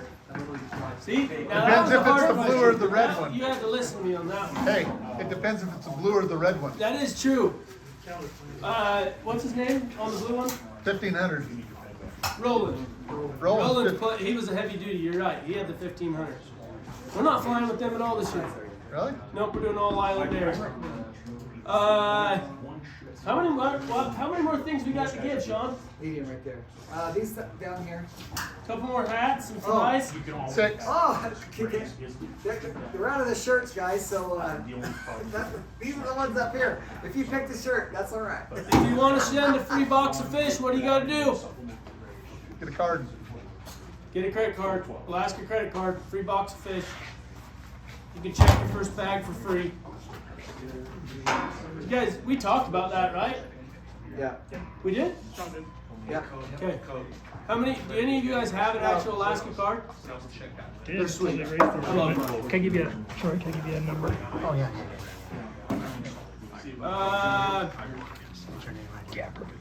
We got 4 more hats. Okay. Why don't you grab your reel when the salmon's taking off?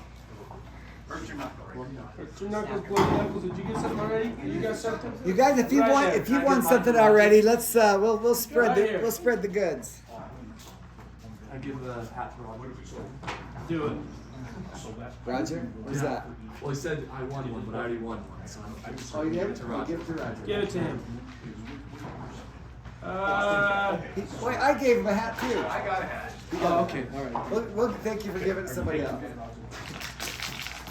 That's another good question. What's one of the rivers that I've mentioned today? One name of a river. American. There you go. What's another one? Buskin. Who said that? What's another one? We did mention one that starts with a P. Almost. He's close. He's close. I'm not going to say it because he already has a prize. Can you name any others? I said the name of a river. Yeah, we did. Yeah. Russian? The Russian? There is the Russian on Kodiak. Give it to him. We don't ever fish it. Who said that? What's that? Yeah, Pasag Shack was one and Minoshka was another. You're saying that to you? No, give it out. Okay, one more.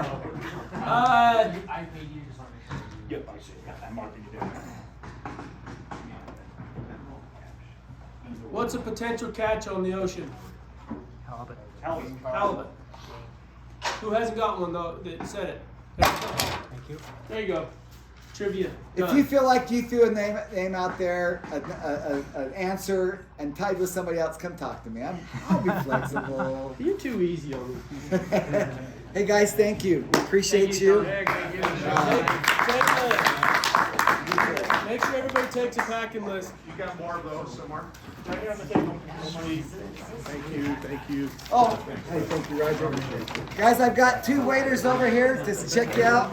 Nick, See these waiters. Hey, Lionel, I got one.